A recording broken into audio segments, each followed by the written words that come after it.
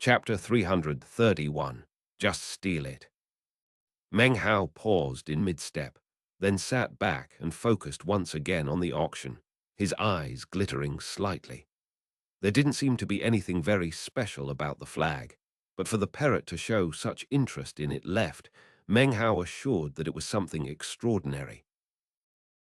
10,000 spirit stones. Someone cried in a husky voice, even as the introductory words were still echoing around the auction floor. Meng Hao glanced around surreptitiously and saw that the owner of the voice was someone among one of the three groups of cultivators who were dominating the auction. The opening bid caused everyone to frown. However, nobody dared to offer another bid. Not even the cultivators from the other two groups did anything more than discuss the matter in low tones. The auctioneer sighed inwardly. In the past, such a situation would never have arisen in the ģÄÉ city auction. However, because of the current disorder in the Black Lands, the United Nine wanted to recruit powerful groups of cultivators just like these ones. Therefore, the auction itself wasn't very important, and matters such as those occurring right now were ignored.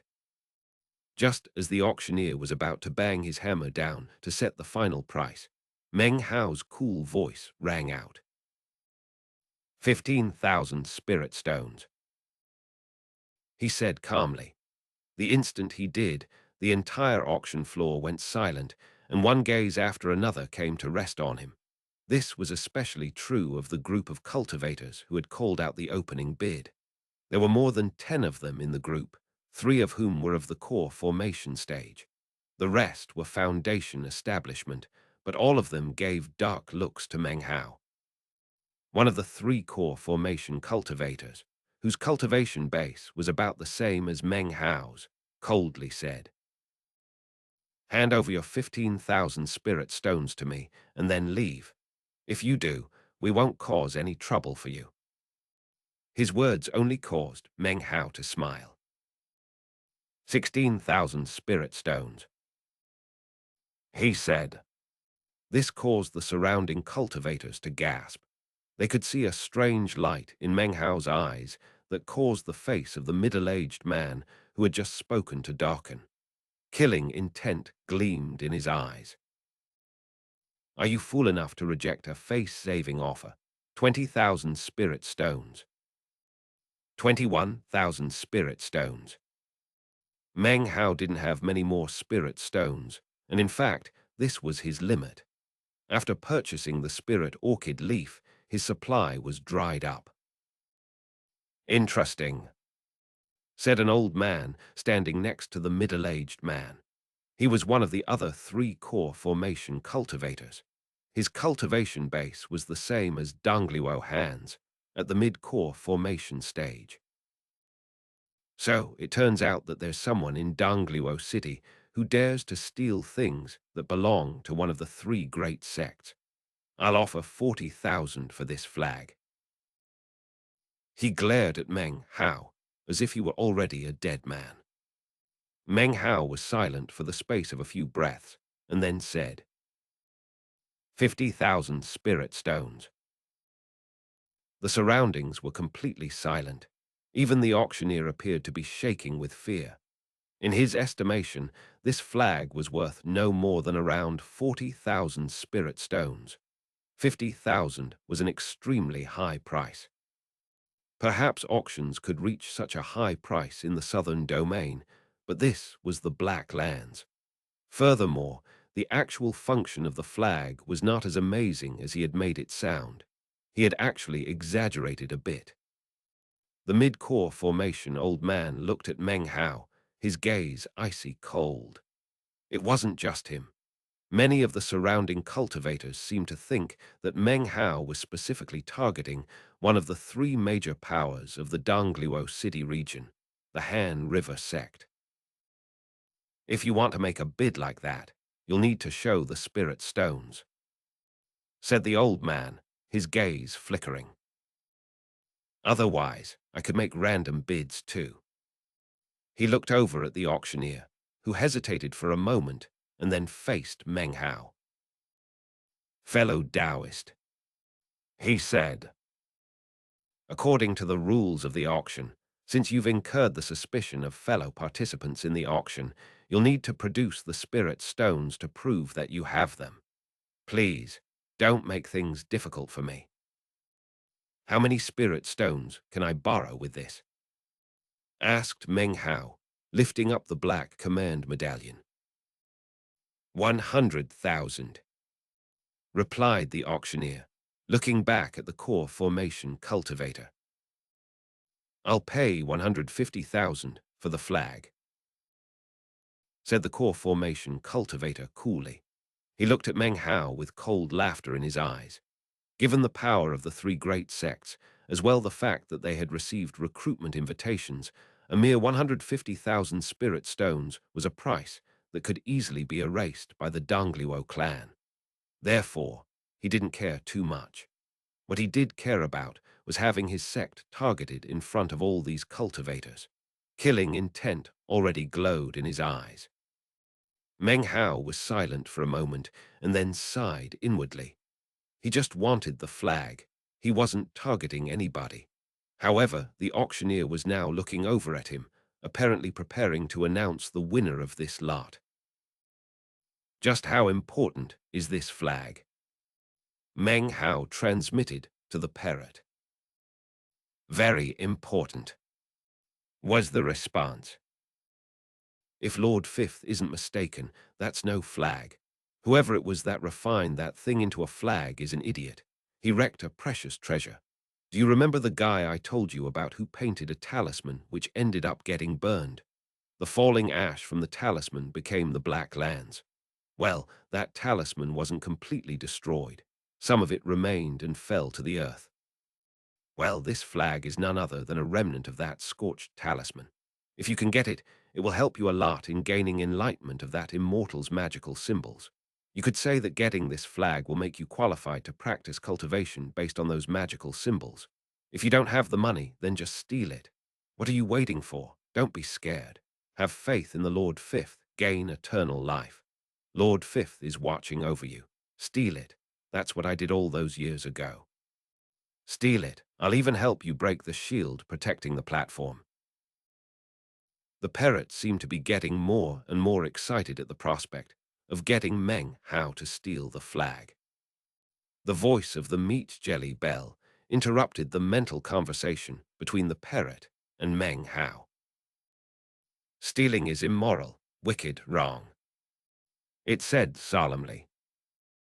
For you two to do this is really bad. However, having heard the parrot's words, Meng Hao's eyes glittered and filled with determination. This auction was hosted by the ģÄÉ clan, and Meng Hao was even considering joining them. However, he was only one person. How could he possibly compare to 10?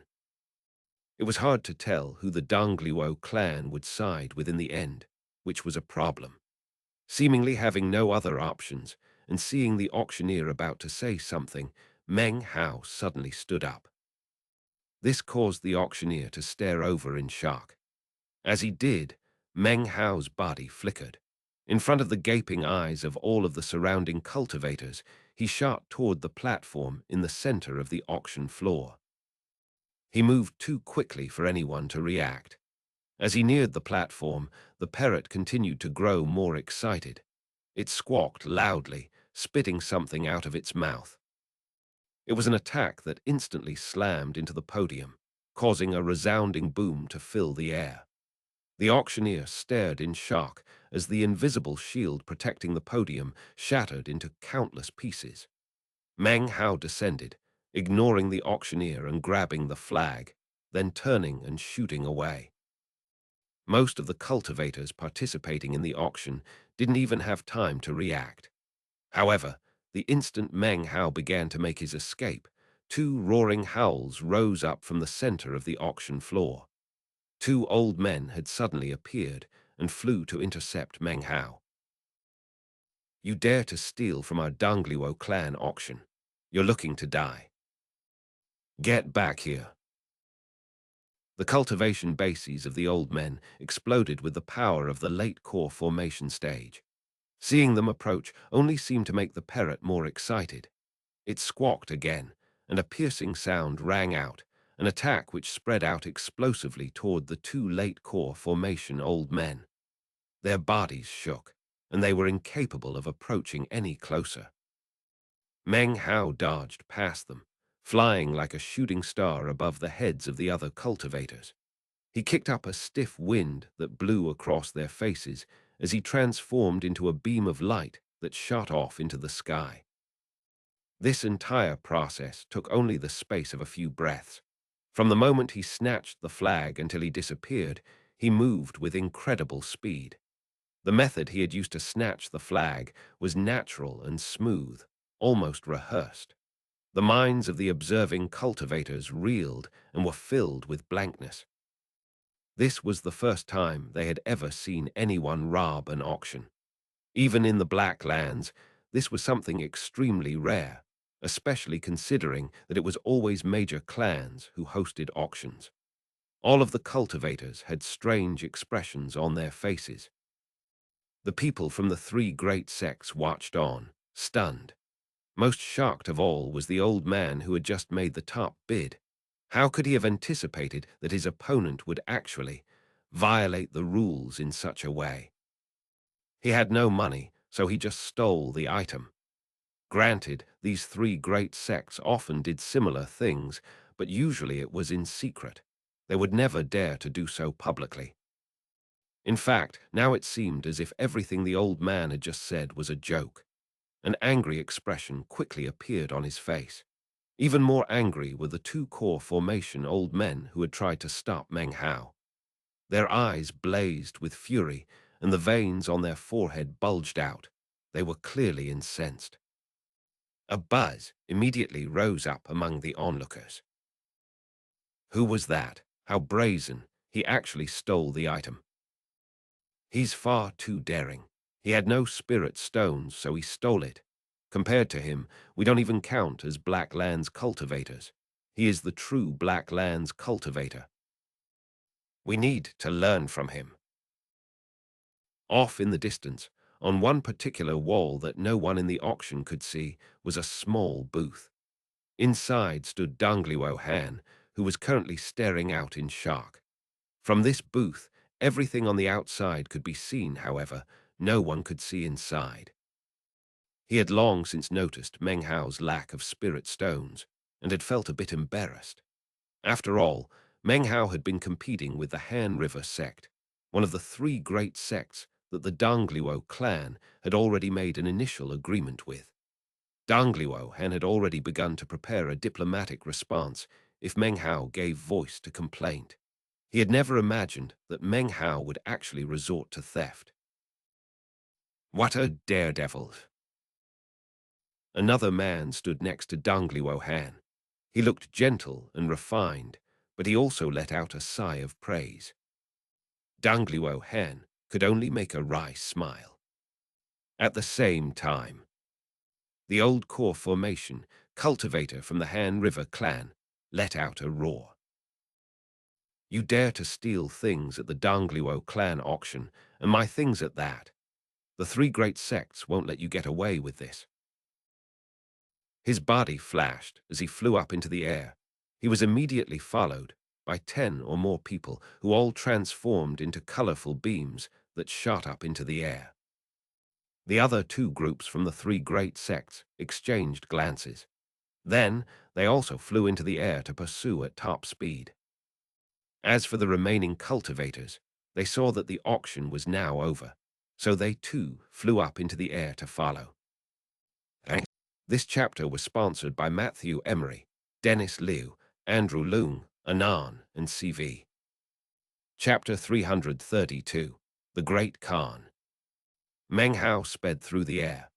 The parrot gripped his shoulder tightly with its claws, flapping its wings and looking extremely pleased. Steal, steal, steal. It squawked. That's the way to do it. Steal what you feel like, screw whatever you want. That's the way to live. Have faith in the Lord Fifth, gain eternal life. When the Lord Fifth appears, who dares to cause strife? Meng Hao ignored the parrot. His face felt a bit red. This was the first time he had openly stolen something, and it felt strange. Back when he was a scholar, he would never have been able to brazenly rob in the way he had just now. Actually, without the urgings of the parrot, he still would never have done so. Even with all the egging on, he had still hesitated. Actually, if he had been able to, he would have tried to sell some medicinal pills first. In the end, though, that didn't seem possible. Therefore, for whatever reason, he had listened to the parrot and performed the robbery in the auction. Such brazen theft made him feel quite nervous inside, but also a bit excited. He shook his head, laughing bitterly as he moved along at top speed. He suddenly realized that he had been unconsciously influenced a lot by the parrot since it woke up. Damned parrot, he thought with an inward sigh. Suddenly, the cultivators speeding through the air at top speed could be heard from behind him, along with roars of rage. "You little bastard, you stole my stuff. Are you looking to die?" The voice echoed and rolled about like thunder. Meng Hao sent out his spiritual sense and immediately saw the dozen or so pursuing cultivators, whistling along through the air just behind him. He wasn't sure what technique they were using, but their bodies were surrounded by a red glow, seemingly connecting them all together and lending them greater speed as they pursued. "I'm not gonna do something like this again," thought Meng Hao. "Stealing doesn't really suit me. Yeah, next time I'd rather let the old guy buy the item, then find him later and take it from him. That way I can avoid this kind of attention." Meng Hao was good at problem solving, so he thought for a moment and then sent his spiritual sense out again. One of the three core formation cultivators, an old man with a face full of pockmarks, was the only one Meng Hao was paying attention to. He had a cultivation base at the late core formation stage. Everyone else Meng Hao ignored. The pock-faced old man hadn't said a word the entire time. Instead, he had observed everything with cold eyes. This made Meng Hao feel a bit of pressure. Unless he put on the blood immortal mask, it would be difficult to defeat him. He looked over and gave the parrot a look. "This whole disaster is your fault. What are you scared of?" said the parrot, looking back at him with an intense look of pride. "Screw them to death." Suddenly, its claw lifted up toward its face, placing a black band around its head, covering one eye. After that, it flew off of Meng Hao's shoulder. It squawked, and suddenly a black fire appeared around its body, which began to grow rapidly. In the blink of an eye, it was now 20 or 30 meters tall. It lowered its head, looking every bit like the member of some sort of elite death squad. With a cry, it made its attack. Meng Hao's eyes went wide. He saw the parrot advancing bravely. It only took an instant for it to slam into the dozen or so pursuing cultivators. A boom rang out, and the red glow which surrounded the cultivators instantly collapsed. Some of them coughed up blood. The three core formation cultivators scattered. Meng Hao's eyes glittered. Without hesitation, he shot forward. In an instant, he was in front of the early core formation cultivator. He lifted his fist and struck out. The man's mouth twisted into a vicious smile. He made an incantation sign with both hands, and immediately a spinning vortex shot out. It was black, and lightning crackled within. Furthermore, terrifying shrieks could be heard, along with a multitude of spirit faces, which shot toward Meng Hao, apparently intent on consuming him. Meng Hao gave a cold snort. Without hesitation, he landed his punch. A boom filled the air. The faces twisted and screamed, and then collapsed into pieces. The lightning disintegrated, and the vortex broke up into pieces. This magical technique couldn't stand up in the least to Meng Hao's fist. Before the middle-aged cultivator could react, Meng Hao's fist passed through them all and slammed into his chest. Boom! The man toppled backward, blood spraying from his mouth and out from his back. His body shook as a massive hole appeared in his chest. He only had time to look down at it before his entire body exploded. Meng Hao didn't pause for a moment. His right hand immediately began to form an incantation. In front of him was the old mid-core formation cultivator, who brimmed with killing intent. He waved his sleeve, and 9 pagodas appeared around him, upon the surfaces of which were carved the images of bizarre creatures. Suddenly, countless phantom creatures sprang into being around the pagodas, filling the sky. They immediately charged toward Meng Hao. However, it was at this moment that Meng Hao cried, "Eighth demon, sealing hex." His finger fell, and immediately ghost images sprung up everywhere, from everything. It was as if a second phantom world existed on top of the current one. They folded in onto the old core formation cultivator, causing his expression to flicker. His cultivation base was immediately locked down, as if he had been removed from the world, shoved alive out of heaven and earth. What magic is this? His mind spun as the cold-faced Meng Hao approached. His fist descended, then another, then a third. By the time the third punch fell, the 9 pagodas had been smashed into smithereens. In the blink of an eye, Meng Hao's fist was speeding toward the old man's forehead. Suddenly, an intense feeling of danger filled Meng Hao's head. Without a moment's hesitation, he transformed the fist into a claw and snatched the mid-core formation old man. Meng Hao shoved the man in front of himself and then pushed, using the immobilized old man to propel himself backward. As he lifted his head, he saw an orange light shining out from the face of the pock-marked old cultivator. It flew through the air to the spot he had just been in, which was now occupied by the mid-core formation cultivator. Suddenly, the glowing light stopped. That orange light was what had just caused the sense of crisis to appear in Meng Hao's mind. He laughed coldly as he fell back. The parrot shot over like lightning, and together they flew off into the distance.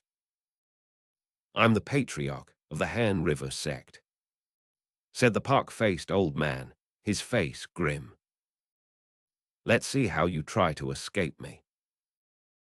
The mid-core formation cultivator's cultivation base was now recovering, but his face was pale white, and he looked at Meng Hao with fear. His killing intent, though, was stronger than ever. The group of cultivators once again began to pursue Meng Hao, this time with the pock-faced old man in the lead. Meng Hao's expression was calm. He had the good luck charm in his hand still. It was full of cracks, and he wasn't sure how many times he could use it before it completely disintegrated. Unfortunately, he had discovered long ago that he could not duplicate the good luck charm. However, he would still use it without hesitating if the situation demanded. "Hold on," said the parrot. "Don't use that thing. I know what it is. Why waste the excellent opportunity we have right now?" As Meng Hao sped along, he looked at the parrot, who was clutching tightly to his shoulder. "What are you talking about?" The parrot's eyes gleamed as it said, "Don't you want to get rich? Don't you want to get a bunch of treasures? Don't you want to become the wealthiest person under the heavens?" Meng Hao blinked a few times. Ever since he was young, he had dreamed of being rich. For the parrot to mention such a thing at this moment left him feeling a little bit suspicious. He sent out his spiritual sense to glance at the people pursuing him. Given his own current speed, he guessed that it wouldn't be long before the Han River sect cultivators caught up with him. Lord Fifth doesn't care too much about riches. Lord Fifth loves fur and feathers. Okay, how about this? You can keep everything, but you have to promise that in the future you'll find more beautiful furred and feathered creatures for Lord Fifth. One similar to that scarlet peacock would do nicely. Without waiting for an answer from Meng Hao, it lifted up one of its claws and shook it. Ultimate vexation, Get the hell out here. A face appeared on the small bell that was attached to the parrot's claw. It looked incensed. I know what you're planning. This time I won't do it. I have principles. I won't do it. I woe never. The parrot yawned and said, Remember the fatso who attacked you that year. I'll tell you where he is. Its expression was one of complete disdain, as if the meat jelly's consent was a foregone conclusion. As soon as it heard the parrot's words, the meat jelly's face appeared to twist with indecision. That damned fatso, I hate him. It was with complete goodwill that I spent 10,000 years converting him. Then he repaid my kindness with enmity. Fine. I need to finish converting him. For that reason, I'll help you one more time. But only this once. And this is the last time, really. As the meat jelly chattered, an impatient look appeared on the parrot's face. It kicked its claw one more time, and the meat jelly flew off. Bitch, will you ever shut up? All right, turn into some spirit stones for Lord Fifth. I want 1 million, okay? When the parrot finished speaking, the meat jelly let out a growl, and then, to Meng Hao's shock, suddenly exploded. The sound of the explosion immediately caught the guarded attention of the Han River sect cultivators. Even the pock-faced old man suddenly stopped moving. However, a moment later, vast amounts of shining, glittering spirit stones appeared. They looked like rain as they descended from the sky all over the place. They were dazzlingly bright in the sunlight, and a thick spiritual energy emanated out from them, completely shocking. The amazing, brilliant sight of it caused all of the nearby cultivators to begin to pant. 1 million spirit stones, and the quality of each one was beyond average. These were not low-grade spirit stones. To see them slowly floating down in midair caused the Black Land's cultivators to instantly charge forward with reckless abandon. Even the pock-faced old man's eyes went wide. To him, 1 million spirit stones was a vast number. Behind him were the members of the other two great sects, and behind them were nearly hundreds of other cultivators. All of them rushed forward with wide eyes. Meng Hao's eyes glittered, and he immediately transformed into a beam of light that shot off at high speed, like a shooting star. He left behind all the people who were suddenly enthralled with the idea of getting rich. It was as if they had lost their minds and didn't even stop to think why Meng Hao would suddenly have so many spirit stones. If he did, why would he need to perform robbery at the auction? Actually, Meng Hao was feeling a bit torn. He couldn't believe he had never thought to have the meat jelly turn into spirit stones. Hehehe, chuckled the parrot with an arrogant, sinister smile. Steal away. The more you steal, the better. Years ago, I forced ultimate vexation to use this method on the 8 Taping Dao patriarchs to rob them blind. Chapter 333, Conning the Whole Way. 1 million spirit stones appeared. Brilliant sunlight reflected off of them, creating a radiant glow. This afternoon in this part of the Black Lands, a crazed frenzy rose up among hundreds of cultivators. This was especially true of the cultivators in the very back, who had come along to watch the excitement. Their eyes went red as they immediately used every technique they knew to increase their speed, scattering in all directions to grab spirit stones. The people from the Han River sect were the closest. The pock-faced old man hesitated for a moment. Something didn't seem right to him. He thought back to the auction and how Meng Hao had apparently been short on spirit stones. However, it was impossible to tell whether the spirit stones were illusory or real. Seeing how the disciples surrounding him were all breathing heavily, he gritted his teeth, abandoned the chase, and went after the spirit stones. His sleeve flicked as he tried to gather together as many as possible.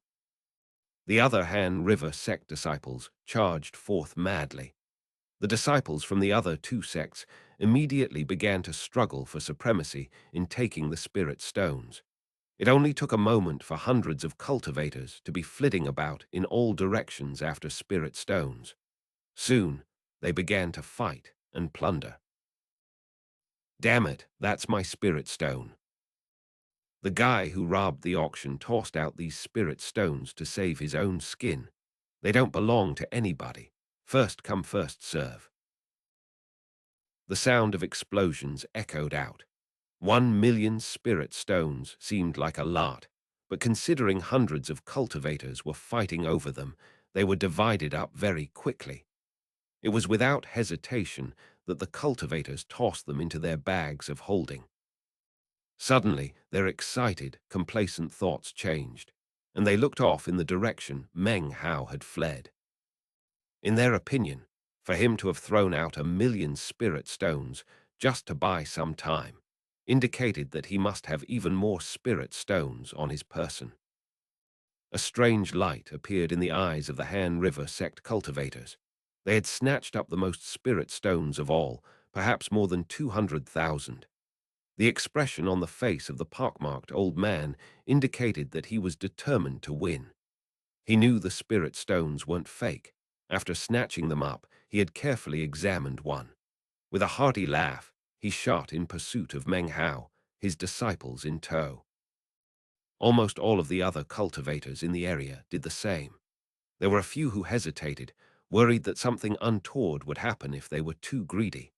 Some even considered leaving.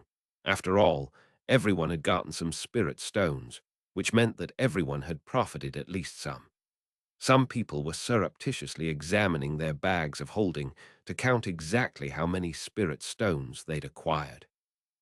It was then that a flabbergasted gasp could be heard.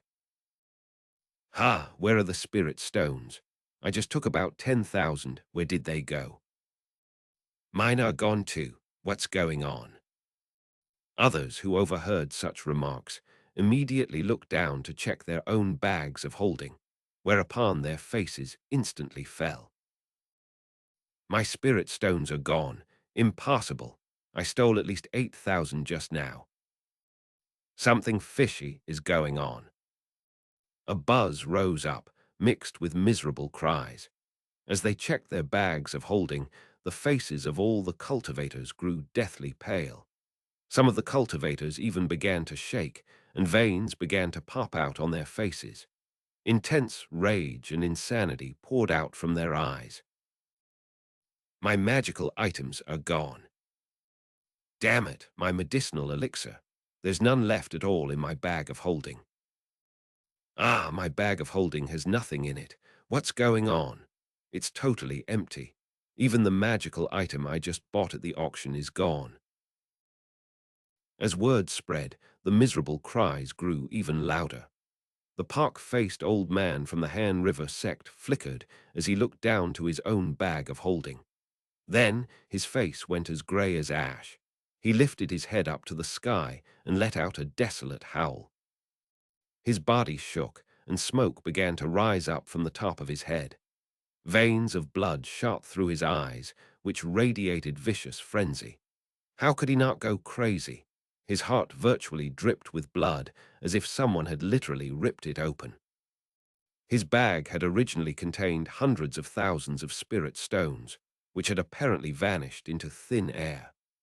All of his medicinal elixir, magical items, medicinal pills, everything was gone, even the random odds and ends he had collected inside.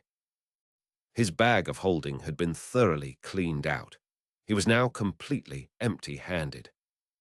His savings of many years, half of the wealth of the Han River sect, had all been on his person. Now, however, it was gone. The pock-faced patriarch howled. Behind him, the patriarch from one of the other great sects was shaking and howling madly. His bag of holding was equally empty.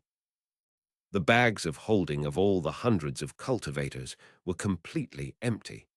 Someone had inexplicably removed their contents, leaving behind not a sound or hint of how it had occurred. "That heaven-damned bandit. I won't rest until he's dead." These words came out even before Patriarch Pockmarks could say anything similar. They came from a rubicund old man whose entire body was quivering. The insanity in his eyes outmatched that of Patriarch Pockmarks. This was the patriarch from one of the other clans. The source of his madness was the fact that just before the auction, he had filled his bag of holding with 1,000,000 spirit stones. That was the price he had demanded from the ģÄÉ clan to join them. In addition to the spirit stones, there had been magical techniques from the ģÄÉ clan which he had long thirsted for. Now, though, they were all gone. How could he not go mad? These Black Lands cultivators weren't stupid. If they couldn't figure out that Meng Hao was the culprit, then their years of cultivation had been spent in vain, and the root of the problem was those spirit stones. Hundreds of cultivators were now in a rage. Their eyes were red, and they used all the power they could muster to shoot at top speed after Meng Hao. Revenge must be had. However, there was no sign of Meng Hao.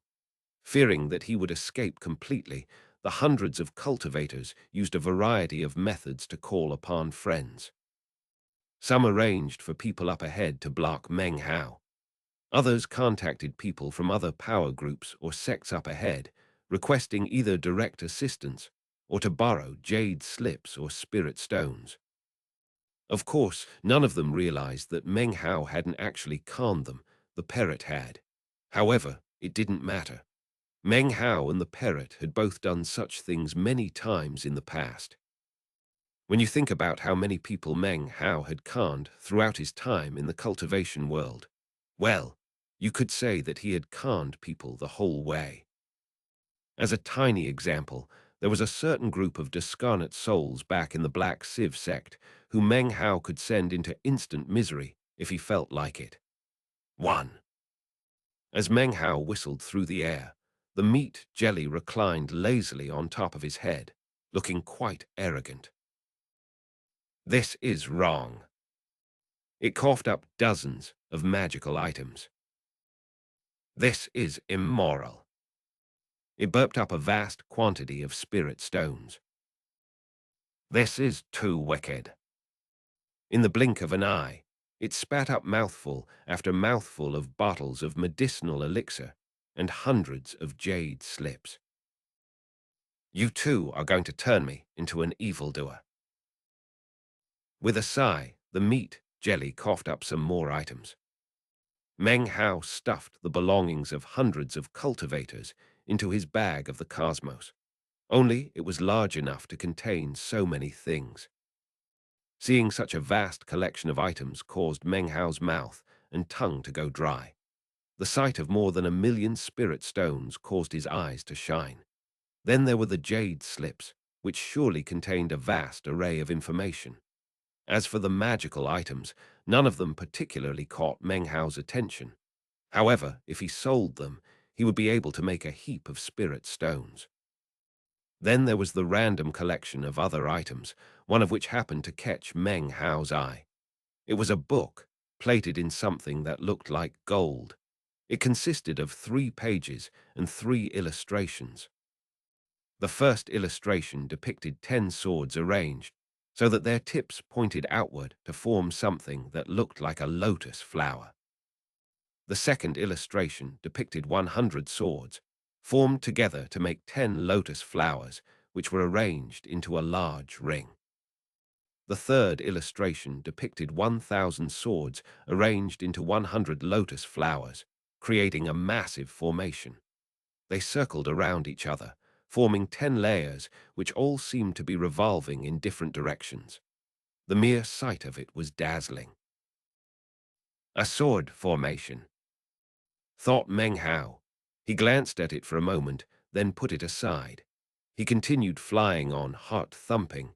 He really had struck it rich this time, having stolen the wealth of hundreds of cultivators. It's too bad. He was just whispering this sentence in his heart, when the parrot next to him let out a sigh and spoke out loud exactly what he was thinking.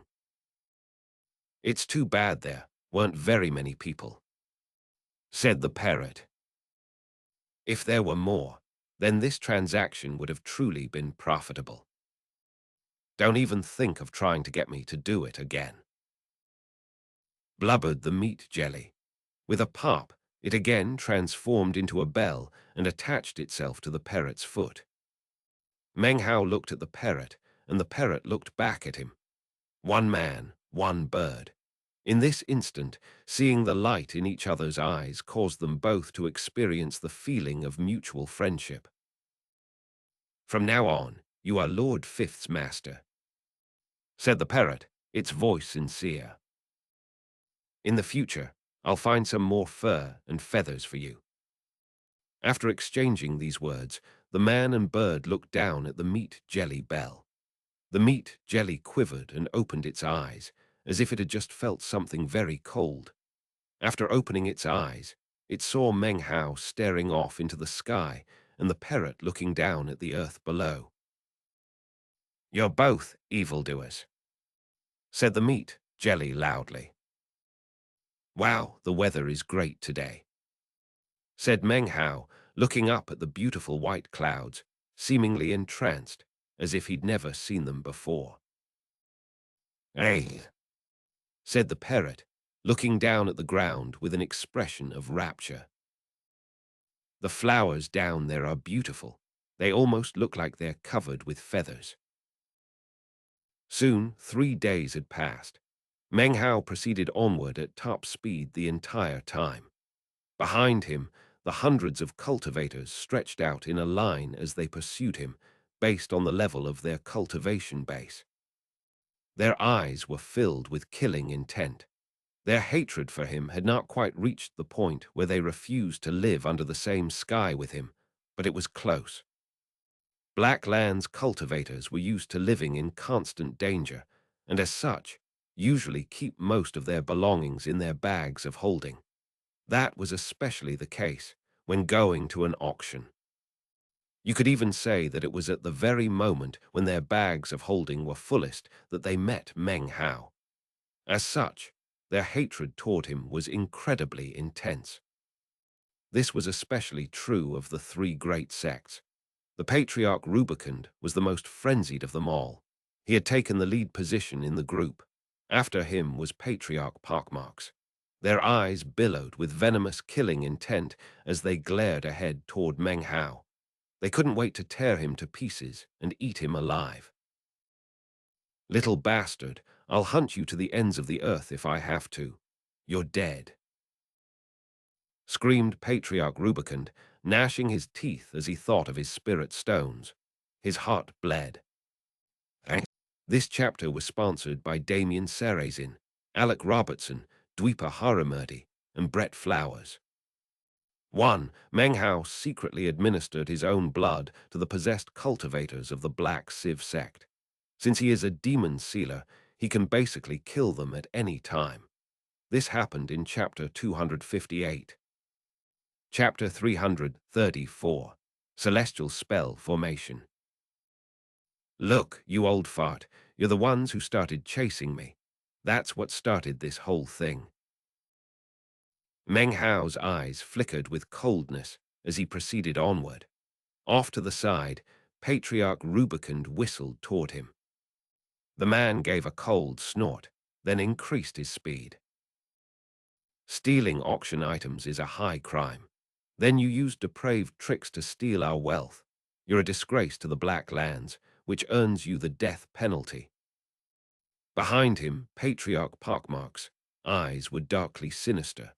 Further back, the rest of the cultivators were all looking at Meng Hao with intense killing intent. "Your cultivation base is in the late core formation stage, and yet after 3 days, you've been unable to catch up to a paltry early core formation cultivator like me. How do you have the face to raise such a ruckus?" Meng Hao also increased his speed. "You sure know how to run your mouth. It won't be long before I help you to understand what it's like to live a life worse than death." As he spoke, Patriarch Rubicund used some unknown technique to cause his face to suddenly grow purplish black. His speed then increased by several times as he shot toward Meng Hao. At this speed, he would catch up in the space of just a few breaths. "Greedy to the bones," said Meng Hao coolly. "Considering your cultivation base, do you have any face whatsoever?" The parrot opened its mouth, and a gale-force wind sprung up along, with a sharking roar. Meng Hao's speed increased. Facing up against the fierce wind, Patriarch Rubicund and the rest of the hundreds of cultivators behind him could do nothing except howl in rage as their speed decreased. Currently, none of them had any magical items. Some of them were able to use secret techniques or core qi to close some of the distance between them and Meng Hao. However, a single breath from the parrot would immediately increase the gap. Therefore, no matter what they did to increase their speed, it did no good, and they were unable to catch up with Meng Hao. During the 3 days, their rage only continued to grow more and more intense. Seeing the distance between them and Meng Hao grow once again, the killing intent in Patriarch Rubicund's heart spread to fill his entire body. The Patriarch pockmarks was exactly the same, as were all the 100 cultivators behind them. After 3 days of travel, Meng Hao could tell from the landmarks and regions he was passing that he was getting close to his immortal's cave. "Considering how pissed off they are you sure your idea will work?" said Meng Hao to the parrot, frowning. "Of course it'll work," replied the parrot boastingly. "You can never go wrong when you listen to Lord Fifth. Just lead these people into our lair. You can go practice cultivation and leave everything else to Lord Fifth." It patted its chest and proudly continued. "Don't worry, the more people there are, the more chaotic the aura will be, and the easier it will be to use that technique I mentioned to delay the heavenly tribulation." The frown remained on Meng Hao's face. During his 3 days of travel, he had discussed with the parrot the matter of delaying the heavenly tribulation. He knew that the method was a type of deception, using a variety of miscellaneous auras to confuse heaven and earth. It was like spreading a gauze over the face of the heavenly tribulation. Therefore, these pursuing cultivators, more than 100 of them, would actually be of some use to Meng Hao and the parrot. However, as to whether the technique would succeed, and as to whether the parrot would really be able to hold off the crowd, well, Meng Hao wasn't completely certain. Even as he was thinking about these things, his eyes suddenly flashed. He looked ahead of him, and his eyes narrowed. There he could see a dozen or so beams of prismatic light whistling toward him. He was being blocked in. There was a blockade up ahead, and people pursuing him from behind. The people up ahead merely had to delay him for a bit, and then the pursuers would arrive. He was encircled. Behind him, Patriarch Rubicund and many of the others all of a sudden looked very excited. Obviously, they had used various methods to call for help earlier, and result was this group of people up ahead preparing to block Meng Hao's way. Among the approaching cultivators was a middle-aged man of the mid-core formation stage. Core qi floated above his head, but it appeared to be a muddle of colors. Clearly, the man had just recently cultivated it. Furthermore, he obviously had a mixed core. His expression was grim as he sized up Meng Hao. Then, he performed an incantation sign, which caused the core qi to transform into the shape of the head of a wild beast. It roared as it shot forward. Meng Hao's expression was the same as ever as he lifted his hand, and then pointed a finger down toward the ground. "Righteous bestowal." A strange light flickered in his eyes. In an instant, ghost images sprung up from the ground everywhere. Now he could see wisps of demonic qi which were invisible to everyone else. They shot toward Meng Hao and then began to circle around his body. The invisible pulsating aura which surrounded Meng Hao coalesced into a phantom. It was blurry, but after taking shape, it emanated Meng Hao's aura. Next, he waved his hand toward the group of cultivators up ahead. causing the phantom to shoot toward them. Meng Hao didn't want to split his attention to control the phantom, so as soon as it neared the group of cultivators, he said, "Burst." The phantom immediately exploded. A huge boom rocked heaven and earth. What everyone else saw was Meng Hao simply pointing toward the group cultivators, after which blood sprayed from their mouths. A few people even directly blew up. The face of the core formation cultivator fell, and he retreated 7 or 8 paces. However, he was powerless to fight back against what seemed like an invisible gale force wind that slammed into him and sent him tumbling backward. Astonishment filled his face as he was knocked head over heels, blood spraying out of his mouth. Before, he had assumed that even if his opponent was extraordinary in some way, he was with a group of a dozen or more people. Furthermore, all he had to do was delay him, which should be no problem. And yet Meng Hao had used an unknown technique to simply point a finger and then unleash some sort of incredible power. The man's heart felt cold as he watched Meng Hao approach. He didn't dare to do anything further to stop him. Meng Hao shot forward, immediately passing the scattered group of cultivators who had been attempting to block his path. This scene caused the 100 or so pursuing cultivators to feel completely shocked. All of them slowed, hesitating.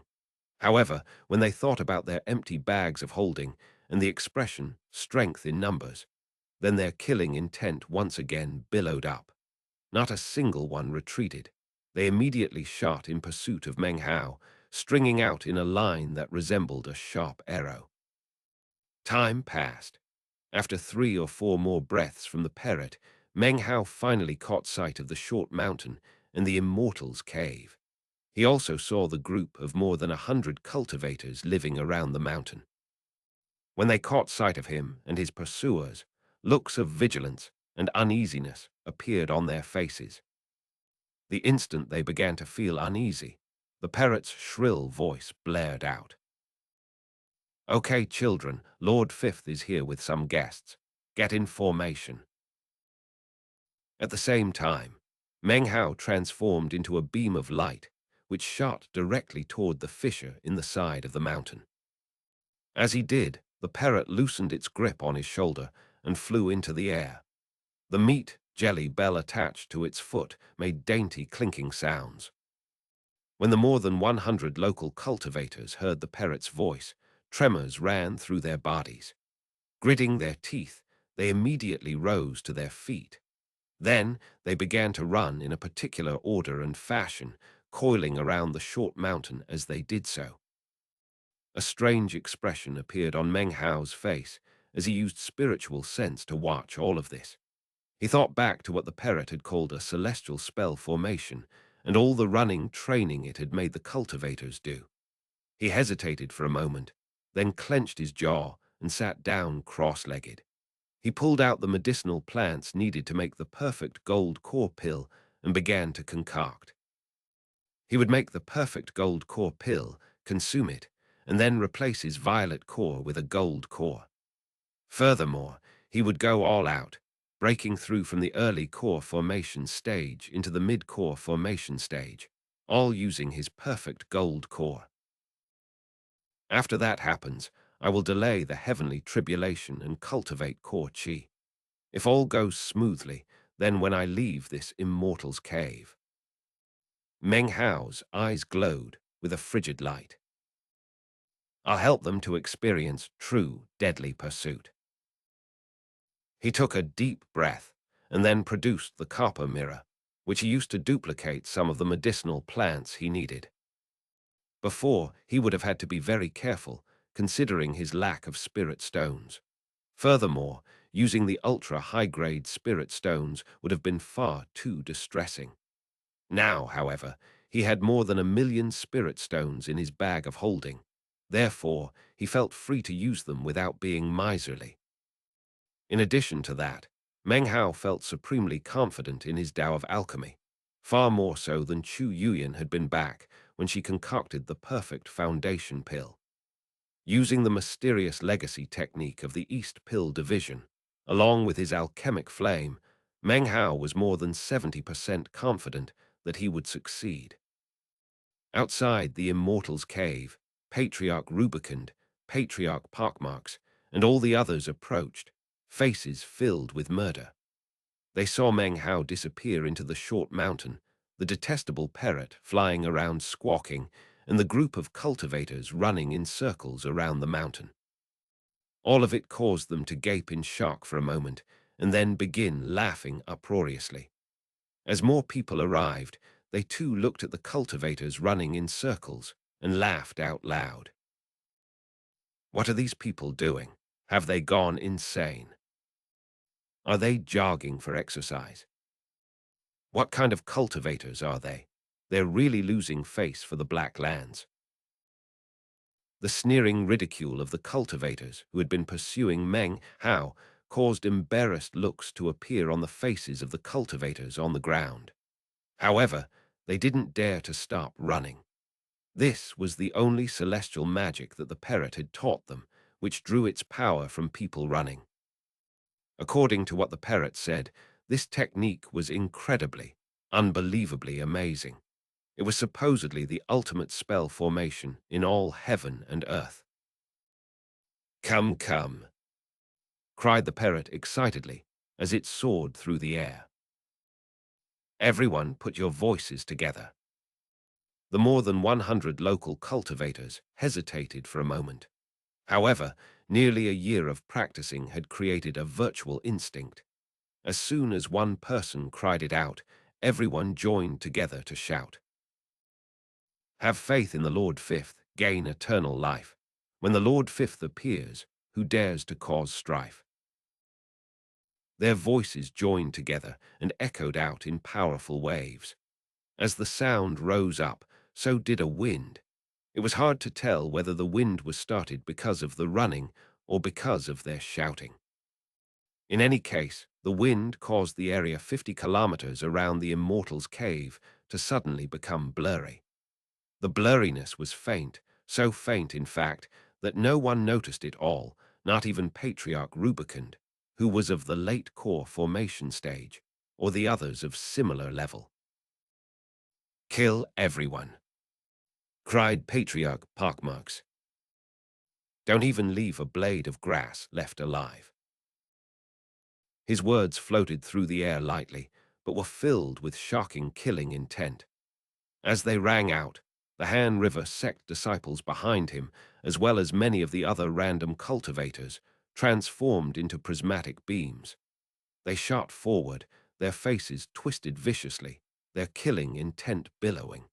It was with ultimate derision that they prepared to vent their venomous hatred of Meng Hao.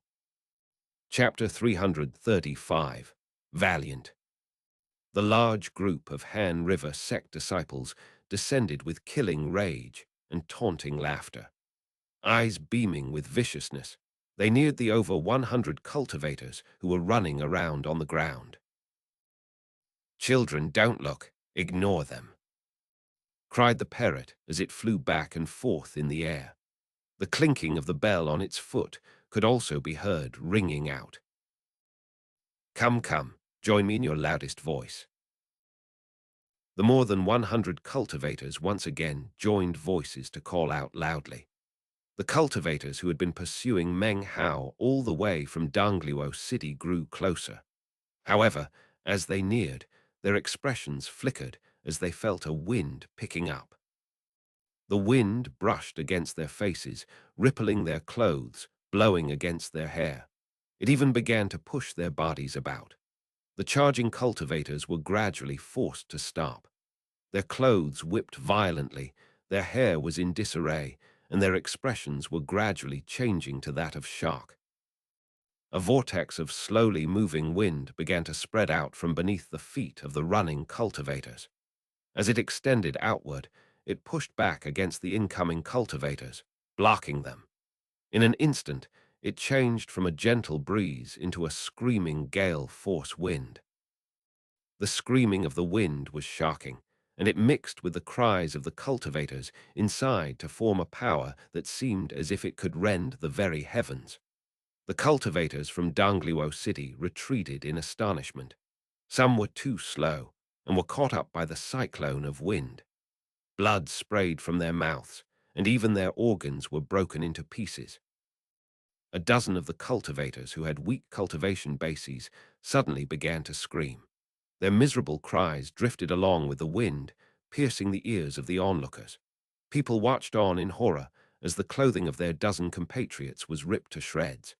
Their hair turned grey, and their skin was slowly peeled off of their bodies, as if they were being punished with death by 1,000 cuts. Blood and flesh flew about within the screaming wind. In the blink of an eye, the skin and muscle of the dozen cultivators were completely flayed off of their bodies, turning them into skeletons. Cracking sounds could then be heard as the skeletons were smashed into pieces and then disappeared into the wind. This scene caused the pursuing cultivators' scalps to grow numb. Their faces shone with intense horror and disbelief.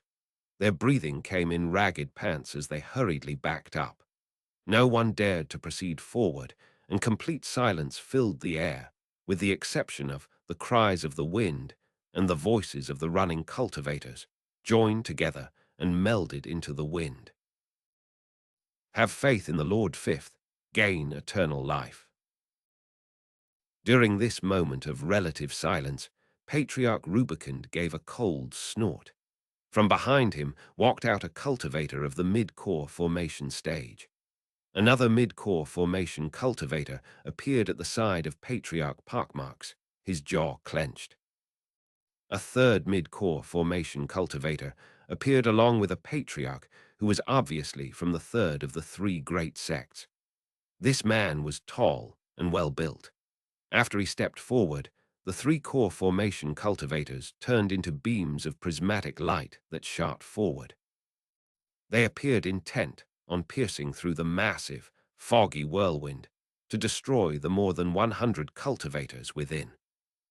However, as soon as they neared the wind, their faces changed immediately. They emitted howls as qiǎÉ appeared above their heads, taking various forms as they charged into the foggy wind. They had advanced nearly halfway to the 100 or more cultivators and were roughly 30 meters away from them when, suddenly, a gigantic, phantom figure appeared within the whirlwind. It was formed from wind itself and was no less than 30 meters tall. Its facial features were indistinct. The only thing visible was its strapping frame and the illusory clothes which rippled on its body. As the phantom appeared, it was running and emitting an indistinct howling sound. It seemed to have not even noticed the three incoming cultivators. The killing intent of the three men flickered as they performed incantation gestures. qiǎÉ exploded outward, transforming one into a stretch of sandy soil, another into a vast array of flying swords, and the third into a painting of mountains and rivers. The qiǎÉ enveloped the area, sweeping directly toward the gigantic phantom. "Shadow!" cried the three men, their voices cold.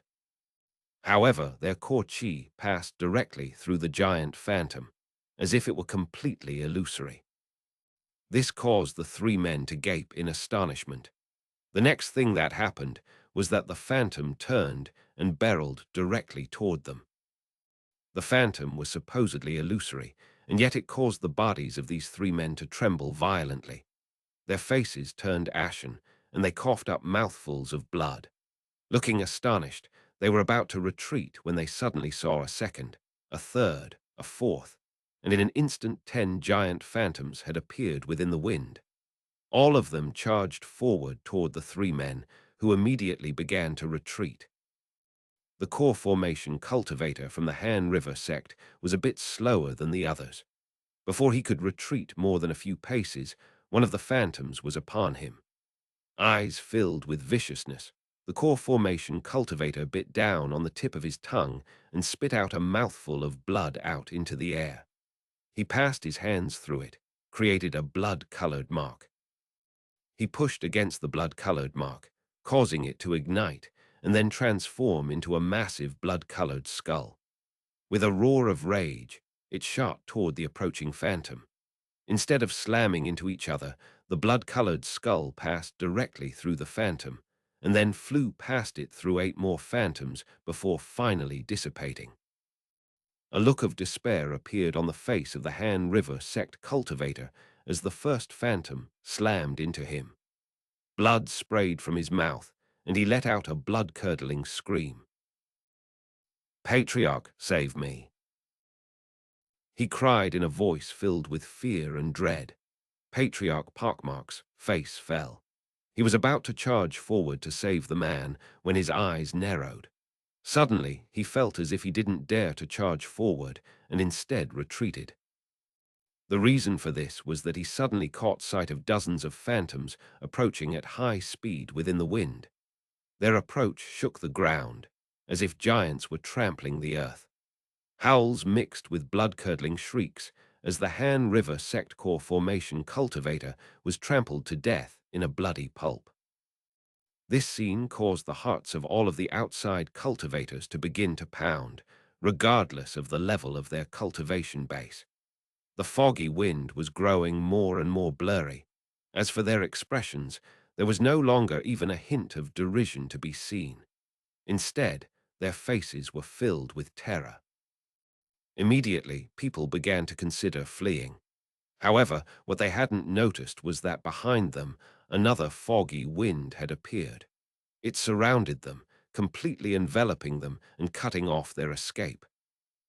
These cultivators had pursued Meng Hao with menacing viciousness, but now their hearts grew cold. This was even more so when they noticed that inside the foggy wind ahead and behind were dozens of phantom figures. The figures were running, causing the ground to heave. It was easy to imagine how quickly they would be injured or even killed were they to be struck by the phantoms. After all, the phantoms had just trampled a mid-core formation cultivator to death in an instant. This filled the other cultivators' hearts with dread. It didn't take long for them to realize that the phantoms running through the wind were actually none other than the more than 100 cultivators they had previously derided. As they circled the area, their voices grew louder and louder. "Have faith in the Lord Fifth, gain eternal life. When the Lord Fifth appears, who dares to cause strife?" The shocking sound of the voices shook the earth, causing everything to tremble and the other cultivators' faces to drain of blood. "What spell formation is this?" The words were not spoken by Patriarch Rubicund, whose heart trembled with fear and trepidation as he looked at the foggy wind around them growing less and less clear. Nor were they spoken by Patriarch Parkmarks, who stood there with an unsightly expression on his face. Instead, they were spoken by another cultivator. He was short, with a very large head. Because of that, he didn't stand out very much within the crowd. Even Meng Hao hadn't even noticed him. When the big-headed cultivator spoke out, looks of reverence appeared on the faces of many of the surrounding onlookers, who stepped back politely. Patriarch Parkmarks was from the Han River sect. Patriarch Rubicund was from the Sky High sect. And this big-headed cultivator was the patriarch of the third great sect, the Talisman sect. His cultivation base was at the late core formation stage. His methods were ruthless, and few people in Dangliwo City would dare to provoke him. Furthermore, he was known to be very skilled with spell formations. As he stepped forward and looked out at the foggy wind, he slapped his bag of holding to produce a jade bracelet. Patriarch Rubicund and Patriarch Parkmarks looked at Patriarch Bighead's bag of holding with bitter smiles. They said nothing, but it was obvious that he hadn't been part of the Great Spirit Stone theft incident. Clearly, his bag of holding was completely intact. Patriarch Bighead stared down at the bracelet, the surface of which was murky, but upon which could be seen over 100 darts of light, moving to and fro. He studied it for a long moment and then took a deep breath. His eyes shone with amazement and his heart trembled. "What a splendid celestial spell formation," he said. This is a legendary magic from ancient times, long since lost to the world. And yet here it is today, being employed in front of our own eyes. This celestial spell formation is based upon humans. Ancient cultivators used powerful corporeal bodies to form the eye of the spell. The more people in the spell formation, the more power it can employ. The wind of this spell formation has the potential to slay immortals. Those phantoms are human celestials. Patriarch Big Head's scalp was numb. He suddenly turned his head to look at the foggy wind behind them, and his eyes began to glitter brightly. However, there are only 100 people powering this particular spell. Furthermore, these are not ancient cultivators, and their cultivation bases are varied and weak. In turn, that means this spell formation can be broken. What is your choice? To break through the wind in front of us and slay the people therein, or break through the wind behind us, retreat, and then come up with another plan? He looked at Patriarch Pockmarks and Patriarch Rubicund, his eyes gleaming. The three of them exchanged glances, whereupon their eyes filled with determination. "I don't want much," said Patriarch Big Head with a smile, his eyes filled with avarice. "Just that parrot. I want my belongings back, plus half of the contents of that guy's bag of holding," said Patriarch Pockmarks, his voice grim. "The other half goes to me," said Patriarch Rubicund, his killing intent flickering, "along with his life."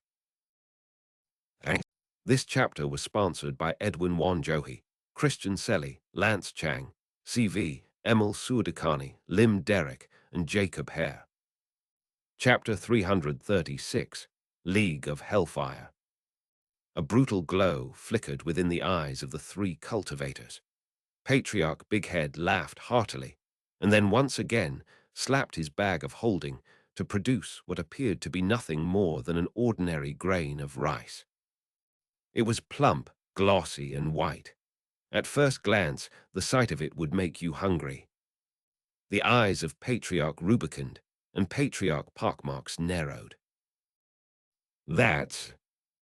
This object was pried from the mouth of an ancient giant locust, said Patriarch Big Head, his voice cool. It was passed down through generations to me. After studying it thoroughly, I refined it anew. It can be used to break any spell formation in heaven and earth. He waved his hand, and suddenly waves of rice grains flew out from his hand, pouring in sheets toward the black, foggy wind ahead of them. The pure white rice instantly began to turn dark. It only took the space of a few breaths for it to become pure black. Patriarch Big Head gasped, and a strange look appeared in his eyes. His body trembled, and he began to shrink as if he were being withered. Veins of blood appeared in his eyes. "Fellow Taoists, I need power from your cultivation bases." He lifted his right hand, and Patriarch Rubicund and Patriarch Pockmarks immediately began to transmit power from their cultivation bases. Patriarch Big Head absorbed it without hesitation. Other surrounding cultivators heard the words uttered by Patriarch Big Head. Patriarch Pockmarks glanced at the remaining Han River sect disciples, and soon a mutual understanding was reached by everyone. Power poured out from the cultivation bases of the hundreds of surrounding cultivators. Patriarch Big Head turned into a black hole as he sucked in the power. His eyes turned bright red, and he raised his hand straight up into the air and extended a finger. "Luminous rice," he said, his voice hoarse. Instantly, the blackened sheets of rice began to emit blinding rays of light, which shot out, forming together into a vast sheet of brightness. The light illuminated the surrounding darkness of the foggy wind, and if you didn't look too closely, everything suddenly didn't seem as mysterious as before. Patriarch Big Head bit down on the tip of his tongue and spit out a mouthful of blood. The glowing blood, which was filled with the power lent by the surrounding cultivators, melded into the shining rice grains within the foggy wind. Heavenly Army Transformation. A powerful boom filled the air, and the surrounding cultivators instantly saw a vast array of emaciated figures appear within the fog. They were short, about half the size of an average person, and did not appear to be any sort of heavenly army. In fact, they looked more like evil spirits that had just crawled out of hell.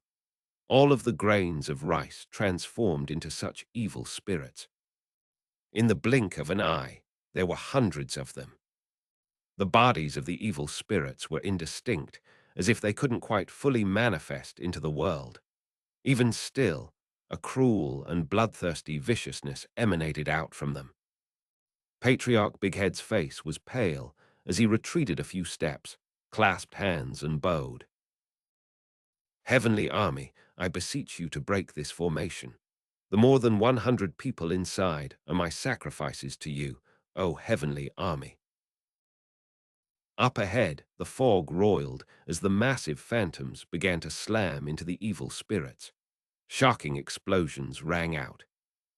Inside the spell formation, the parrot's eyes went wide with both fear and irritation. Damn it! That's an immortal divine ability that's supposed to turn rice into soldiers. Who was it that changed it into something that summons evil spirits? That's not something a core formation cultivator could pull off, and it's also not a technique from the Ninth Mountain. That's something from the League of Hellfire from the Fourth Mountain. Somehow that guy managed to get his hands onto an incomplete legacy.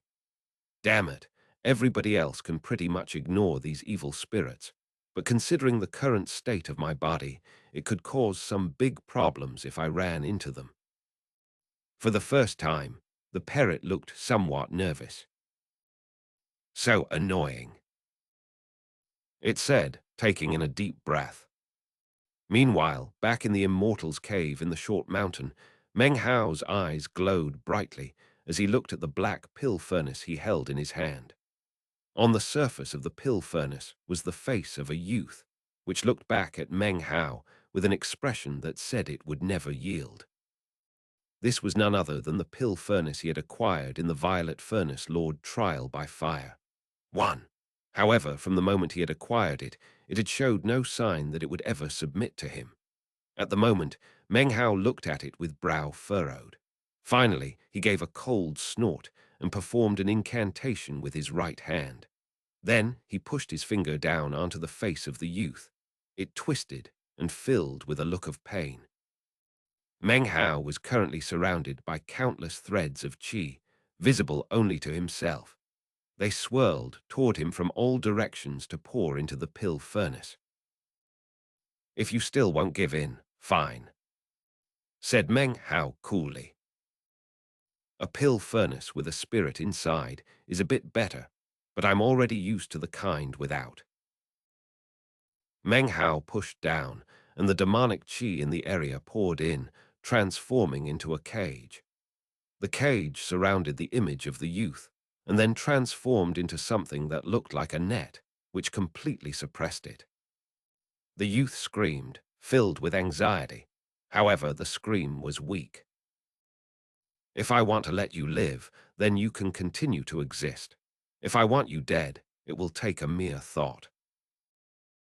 Meng Hao's voice was cold, and even as he spoke the words, the net tightened, thoroughly restricting the youth in all aspects. The blackness of the pill furnace began to grow dim, to be replaced by a violet color. Glancing at the pill furnace, Meng Hao waved his right hand, whereupon a vast quantity of medicinal plants emerged. His left hand flickered like a ghost as he began to catalyze, extract fluids, make adjustments, and feed ingredients into the pill furnace. A flame appeared in his right hand. It was not red, but violet. This flame was none other than the East Pill ever-burning flame, the legacy alchemic flame stoked by his violet core.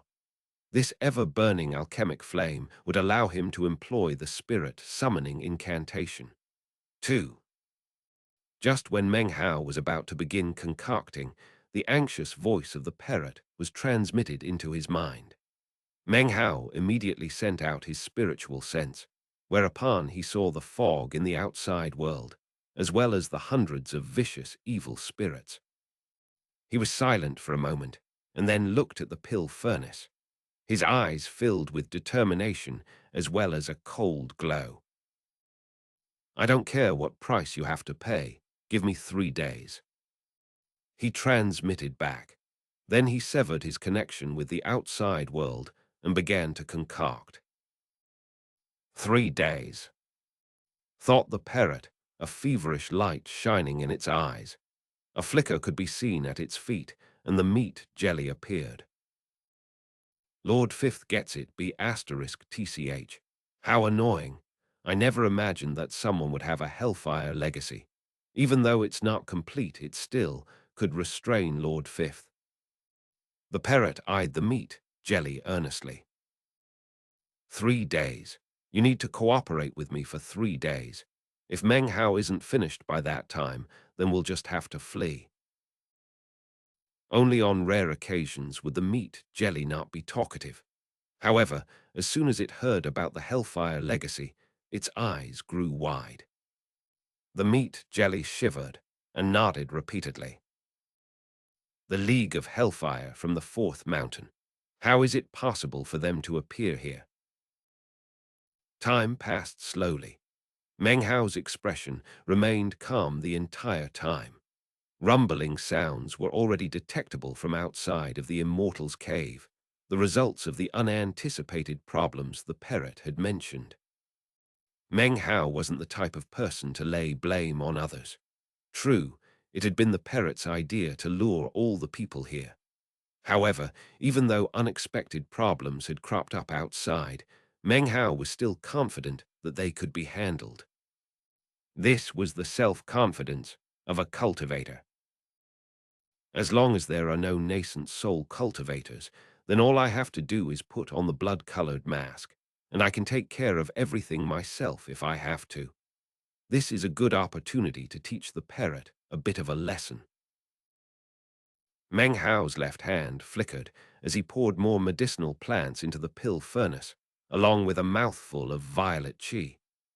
This qi was not core qi, which could give birth to divine abilities, but normal cultivation-based qi. The purpose of this action was to cause his alchemic flame to grow even stronger. A variety of complex thoughts filled his mind as he began to concoct the perfect gold core pill. Under normal circumstances, this pill would require quite a bit of time to concoct. However, Meng Hao was a grandmaster of the Tao of alchemy. Furthermore, he had his legacy flame and the spirit summoning incantation. Considering all of that, he was confident that he could reduce the concocting time by quite a bit. Time passed. 3 days later, the squawks of the parrot echoed out throughout the foggy wind. Explosions filled the air. The fog had already subsided by about half. The killing intent of the cultivators from the 3 great sects billowed to the heavens. They had been trapped for days now and had constantly been sending power out from their cultivation bases. They were growing more exhausted, but their hatred for Meng Hao caused them to intensify their efforts. Of the hundreds of evil spirits, only about half remained. As for the more than 100 cultivators who ran about within the spell formation, many were coughing up blood and their bodies were stooped over. They did not seem to fear for their lives. Nonetheless, they slowly began to slip into unconsciousness. As more and more of them passed out, the forces of the 3 great sects grew nearer. Patriarch Bighead pulled out more rice, flinging it out into the air. Darkness filled the area, even the sky itself. There were no clouds. This darkness bore the appearance of a turbid magical river. The yellow springs appear. This is definitely the work of the League of Hellfire. The parrot laughed bitterly. Inside the fog, a light glittered as the meat jelly appeared. It flew through the air listlessly, looking dispirited. The 2 of them had used quite a variety of special defensive techniques throughout the past 3 days, but now they were running out of steam. "Damn it," said the parrot hatefully. "If I had just 1 more year to practice, or 500 cultivators, then the power of this trifling, incomplete legacy couldn't possibly break through Lord Fifth's celestial spell formation. Suddenly, an explosion could be heard from within the immortal's cave. Meng Hao's eyes were bloodshot. He had used all the energy he could muster to concoct the perfect gold core pill. At the critical moment, the pill furnace began to shake. Strands of golden light began to emanate out from within, bathing the entire immortal's cave with a golden glow. Meng Hao's hair was in disarray, his expression listless, and yet determination still glowed within his bloodshot eyes. His alchemic flame burned as he continued to refine the pill, increasing its medical strength. At this moment, the sky in the outside world, which was dark and gloomy to begin with, suddenly filled with massive amounts of black clouds. The black clouds churned and seethed, covering an area 50 kilometers in diameter.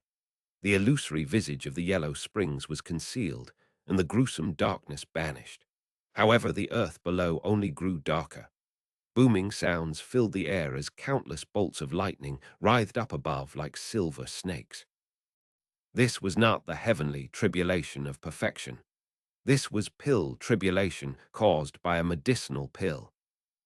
However, if the pill was successfully concocted and Meng Hao consumed it, then the tribulation would change. Its explosiveness would increase exponentially, and it would transform into a horrifying, exterminating heavenly tribulation. 1. He acquired the Black Pill Furnace in Chapter 281. 2.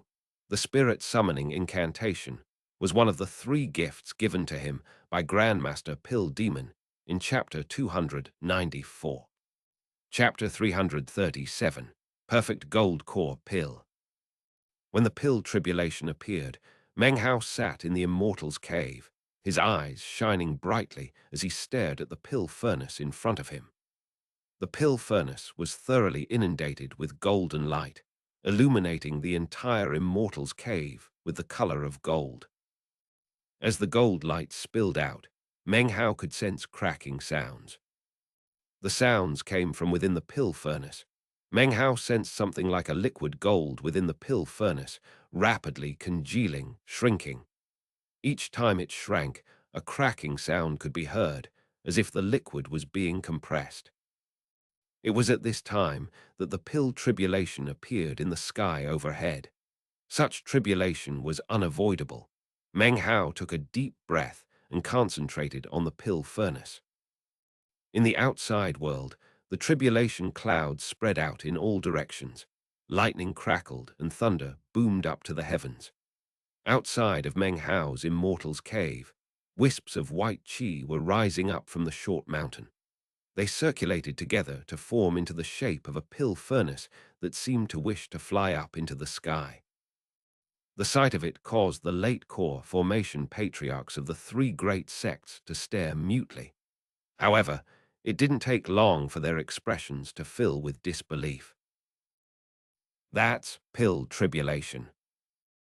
That's definitely the legendary pill tribulation. I've read about it in the ancient records.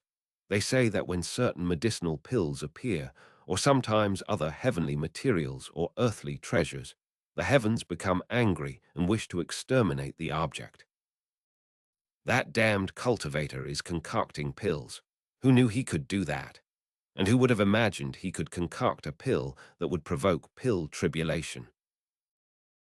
Greed appeared on the faces of the 3 patriarchs. The cultivators behind them didn't understand what the black clouds meant, so their eyes filled with confusion. Then, the booming of thunder began to grow more intense, and their faces filled with fear.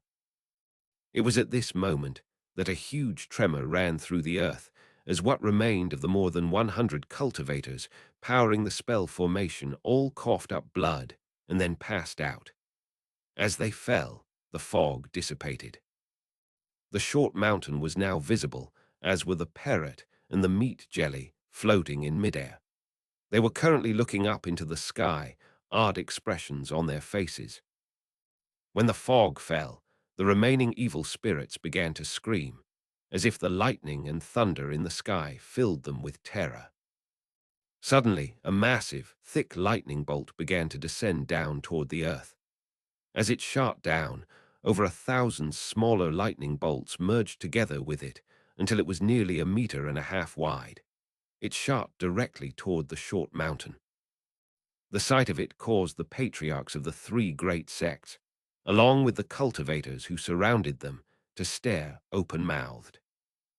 However, just when everyone thought that the lightning bolt was about to smash into the mountain, it suddenly began to collapse for no apparent reason.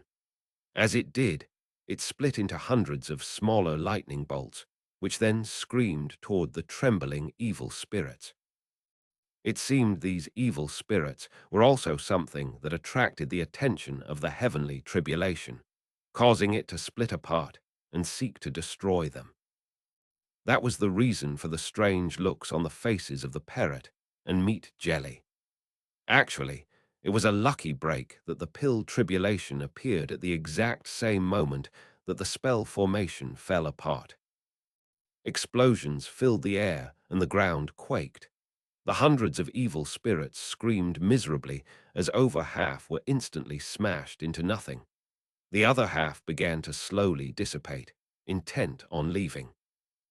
Not a single spark of lightning headed toward Meng Hao's pill furnace inside the Immortal's cave.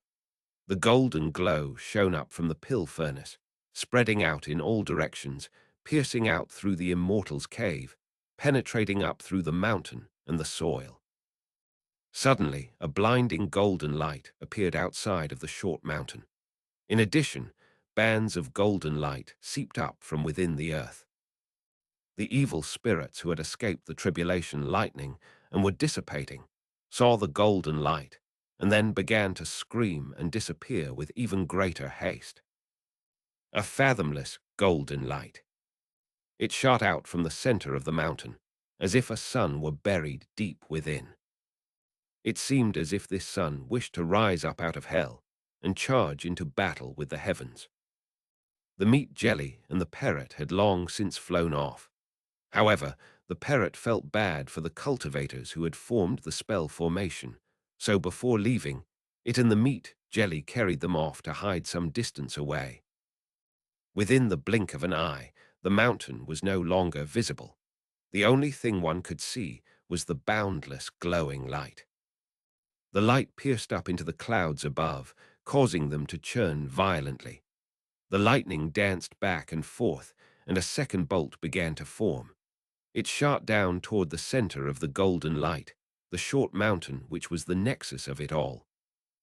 It moved with incredible speed, and was soon almost directly on top of the mountain. However, even as that happened, a popping sound rang out within the Immortal's cave. The lid flew off of the pill furnace, and an unprecedentedly bright golden light emanated out, eclipsing the light from before. Something that had the appearance of a sun flew out, emanating scorchingly hot rays of golden light. Meng Hao's Immortal's cave seemed as if it would ignite, along with the entire mountain. What actually was, it began to melt. The stones, the restrictive spells, all the objects within, became ash in an instant. The only thing left behind was the piercing golden light which shone up into the heavens. The light was impossible to cover up as it shot upward to slam into the lightning bolt. When the light and the lightning bolt connected, a massive boom ripped out that violently shook heaven and earth. The Immortal's cave was gone. Meng Hao sat there cross-legged, bathed in goldenness. The ground beneath him was beginning to melt. The black soil was transforming into golden liquid, which spread out everywhere to form a lake.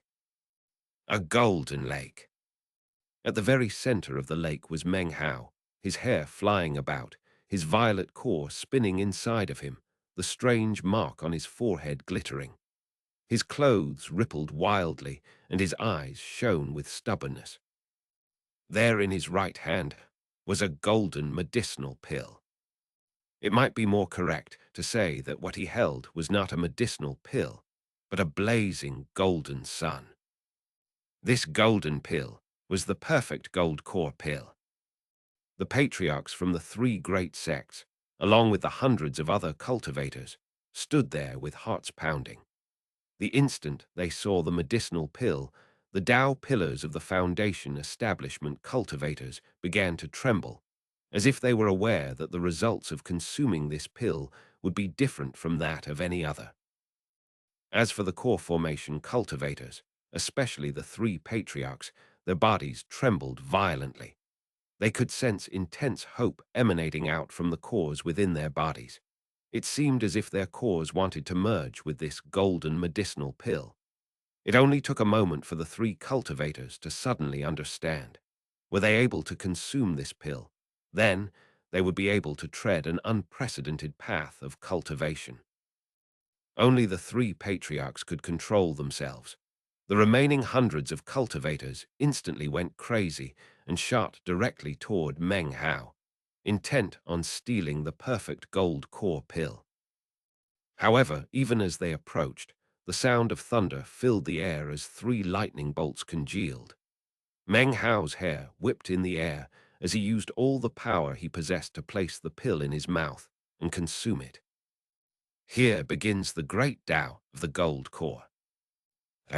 This chapter was sponsored by Hong Lai, Dennis Liu, Nikita Believ, and Fernando Freitas.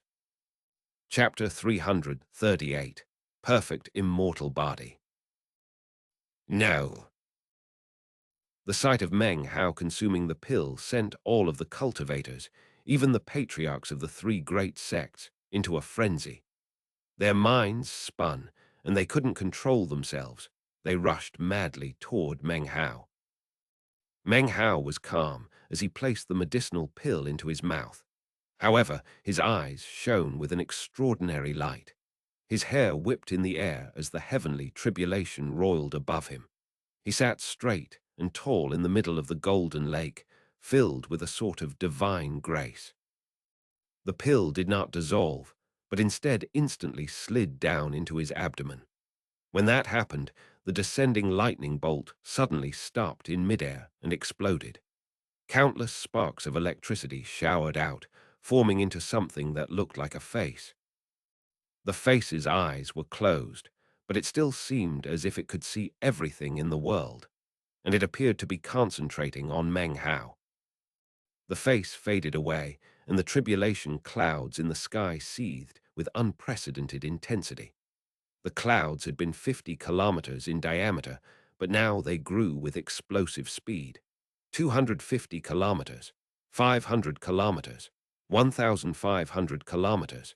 It only took a moment for them to cover a radius of 5,000 kilometers. For 5,000 kilometers in all directions, black clouds covered everything. Thunder boomed and lightning danced. Flashing light from the heavens seemed to be preparing to sunder the earth. A few hundred kilometers away from Meng Hao, in the field of rubble, the sound of ragged panting could be heard. The old man who was sealed there was observing the proceedings from within his black mist. No one could see him, but as he looked up, he could see the lightning, and it made him laugh. His laughter was hearty and filled with excitement and pleasure. A perfect, immortal body, laughed the old man. One of the three great immortal bodies, the perfect immortal body. This kid will reach immortal ascension soon. Meanwhile, Meng Hao's body began to shake as the perfect gold core pill slid down into his abdomen. A fierce expression covered his face, and veins bulged out on his forehead. His body felt as if it were about to be violently ripped into pieces. The pain was indescribable. After forming his violet core, his pupils had taken on a violet hue, but now the violet was being replaced with gold. Within him, his violet core shook, and cracking sounds could be heard as fissures spread out across its surface. It seemed to be on the verge of breaking into pieces. At the same time, the hundreds of cultivators in the area began to descend upon him, their eyes burning red. They seemed to have lost their minds. The only thing that remained was frenzy and greed. Meng Hao had consumed the golden pill, so they wanted to consume him. It seemed the thought of even taking a single bite of his flesh was enough to drive them to infinite madness. However, even as they neared him, Meng Hao lifted his head up toward the sky and roared. The sound of the roar slammed into the approaching cultivators like a wave. Blood sprayed from their mouths as they tumbled backward. Even the patriarchs of the three great sects were sent spinning away, bodies shaking and blood shooting from their mouths. As they spun away, out of control, Meng Hao's violet core shattered. The pain caused by its disintegration caused Meng Hao's roar to become even more shocking. His pupils were now more than half gold, and a golden light filled his entire body. Inside of him, where his violet core used to exist, a gold core suddenly appeared, whereupon it instantly swept up the shattered remnants of the violet core. Massive amounts of golden light poured out from the gold core, spreading out through Meng Hao's chi passageways. His entire body was filled with the color of gold. The pain was instantly replaced with a rapturous feeling. His hair whipped about him as he felt power surging through his body. His heart began to pound. Every rotation of his cultivation base sent roaring booms in all directions. His skin was a bit pale, and a bit of a demonic air seemed to seep into his features. He was more handsome, his body taller and straighter. He was surrounded by golden light. Power. He felt something similar to what he had felt back near the rebirth cave when he reached core formation. Back then, the difference between foundation establishment and core formation had been clear. That was the same feeling he had now. His spiritual sense grew, his physical body became stronger, his bones tougher. Even his mental faculties were quicker than before. Everything about him changed, as if he were going through a massive transformation. This transformation equated to stepping foot onto a great Tao. The great Tao of the Golden Core. Meng Hao's eyes opened, and when they did, a dazzling golden glow shot out. Golden light shone through his green robe, making his entire person seem like some sort of celestial warrior.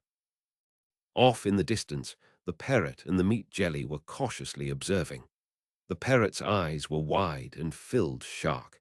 It had been with Meng Hao for years, but most of that time had been spent in the copper mirror. Meng Hao actually had many secrets that it wasn't aware of. As for the meat jelly, it really had no idea about Meng Hao's true level. It only knew that he seemed relatively strong.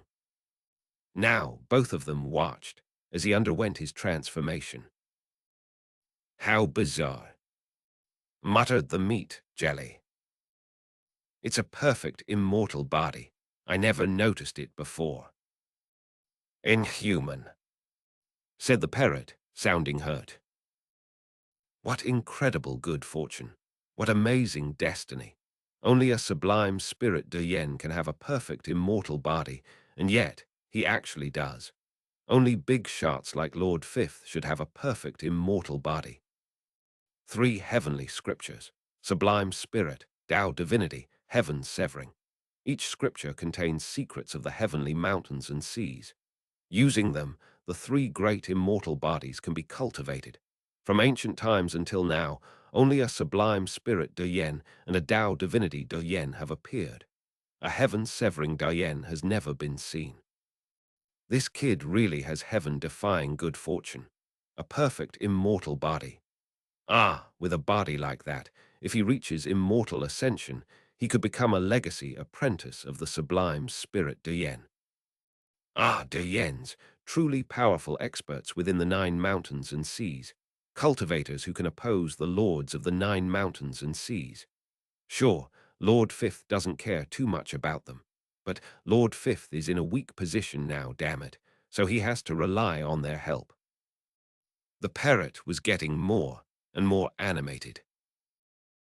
And then there's that damned legend, which is the reason I've met such calamity. According to the legend, if all 3 of those scriptures are collected and combined, they will form the mountain and sea scripture. That scripture. As it started to recall the terrifying mountain and sea scripture of legend, it seemed on the verge of going crazy. 1. As for Meng Hao, He took a deep breath as he felt his cultivation base rotating along with the gold core. Great waves of power washed through him, filling him with determination. So, is this the power of the perfect gold core? He murmured, his eyes glowing with golden light. His entire person radiated dignity. He waved his right arm, and power exploded out of his cultivation base. As it did, a vortex of golden wind sprang into being around him, sweeping across everything. The hundreds of cultivators stared in shock. The frenzy was still visible on their faces, but they couldn't stop themselves from backing up, pushed away by the invisible power of the golden wind generated by Meng Hao. In the blink of an eye, the golden wind swirling around Meng Hao had turned into a screaming cyclone. As it spun through the air, a face appeared within the wind, that of Meng Hao. As of this moment, Meng Hao said coolly, I no longer need to hold back my cultivation base. It is time to enter the mid-stage of the perfect gold core. The gold core within him began to spin rapidly, and cultivation base power surged up. As it grew stronger, the cyclone caused the hundreds of surrounding cultivators to be thrown backward. Astonishment filled their faces, especially the patriarchs of the three great sects, whose eyes shone with disbelief. It felt to them as if Meng Hao could crush them at any time. The cores inside of them were even beginning to show signs of instability. The same question was spinning in the minds of everyone. What pill did that guy just consume? It was at this moment that Meng Hao's cultivation base reached the pinnacle of its climb, and a great roaring filled his mind. It seemed like his cultivation base had reached a bottleneck, and that at any moment it would break through. The golden storm winds surrounded Meng Hao for a radius of 50 kilometers. He felt himself suddenly break through from the early gold core stage to the mid-gold core stage. He felt his body grow tougher and his spiritual sense stronger. The gold core fused with him, forming what seemed like a second soul. The gold core contained his memories, his soul, his life. It was as if his life force and very life itself existed inside of it. In fact, it actually felt like a seed. The seed of a great Tao. The instant he entered the mid-gold core stage, the golden glow around Meng Hao intensified until it seemed like a golden sun hovered above his head, shining out across the land, turning everything the color of gold. It's about time to form my core qi. I wonder what the essence of my core qi will be. He closed his eyes as the golden cyclone whipped around him. In his mind appeared images from when he was small until now. The Tower of Tang, Yunji County, Mount Daching, the Reliance Sect, the State of Zhao, the Southern Domain, the Violet Fate Sect, all the way to the events at the Rebirth Cave. Core Qi essence can be abstract or literal. He thought. Suddenly, he recalled the starry sky he had seen just before he met Chumen Tai. In that land, he had looked up and seen an ancient starry sky. Meng Hao also remembered that Jai Hongdang's core qi had taken the shape of a starry sky, except that was the starry sky of the Jai clan. The starry sky of ancient times, that is the essence of my core qi. He opened his eyes, and as he did, the golden sun exploded. Massive amounts of golden core qi expanded out. At the same time, the golden tempest around him suddenly shrank inward. In the blink of an eye, it melded into Meng Hao's body, causing the golden glow which bathed the surroundings to disappear. The only thing left was roiling gold core qi, which took the shape of a starscape. It was not a golden starscape, but a black one. However, within the blackness was a myriad of golden stars. Those stars were stars that few people could ever see, the starry sky of ancient times. The blindingly bright starscape, which floated above Meng Hao's head, immediately began to emanate an unprecedentedly shocking pressure. The surrounding hundreds of cultivators were shaken, especially the patriarchs of the three great sects. The instant they saw it, they gasped in astonishment. His core chi, its essence, is a starscape. The power of core chi is manifested by the grandness of its essence. What could possibly be more grand than the stars? From ancient times until now, only the truly chosen of heaven and earth have manifested core chi as a starscape. This guy. The three of them began panting, looks of fear on their faces as they slowly backed away. 1. The name of the mountain and sea scripture is exactly the same as the actual historical Chinese text entitled Classic of Mountains and Seas. Chapter 339, Vengeance to be Had. Suddenly, thunderous booms could be heard from within the roiling black clouds that stretched out for 5,000 kilometers. A multitude of dancing lightning bolts could be seen within them. In addition, a terrifying aura suddenly appeared. It was an aura that wished to destroy everything, an aura that seemed to desire to wipe out all the people in heaven and earth. Even if it meant destroying the land itself, everyone must die. Meng Hao looked up at the vast, churning tribulation clouds up above. It didn't matter how strong he was. It seemed the heavens would destroy and kill everything. An intense golden light shone in Meng Hao's eyes. There was something different about acquiring the perfect gold core than the time he had acquired the perfect foundation. A change had occurred within him, as if a great Tao had opened up in front of him. However, before anything else, he needed to transcend this heavenly tribulation.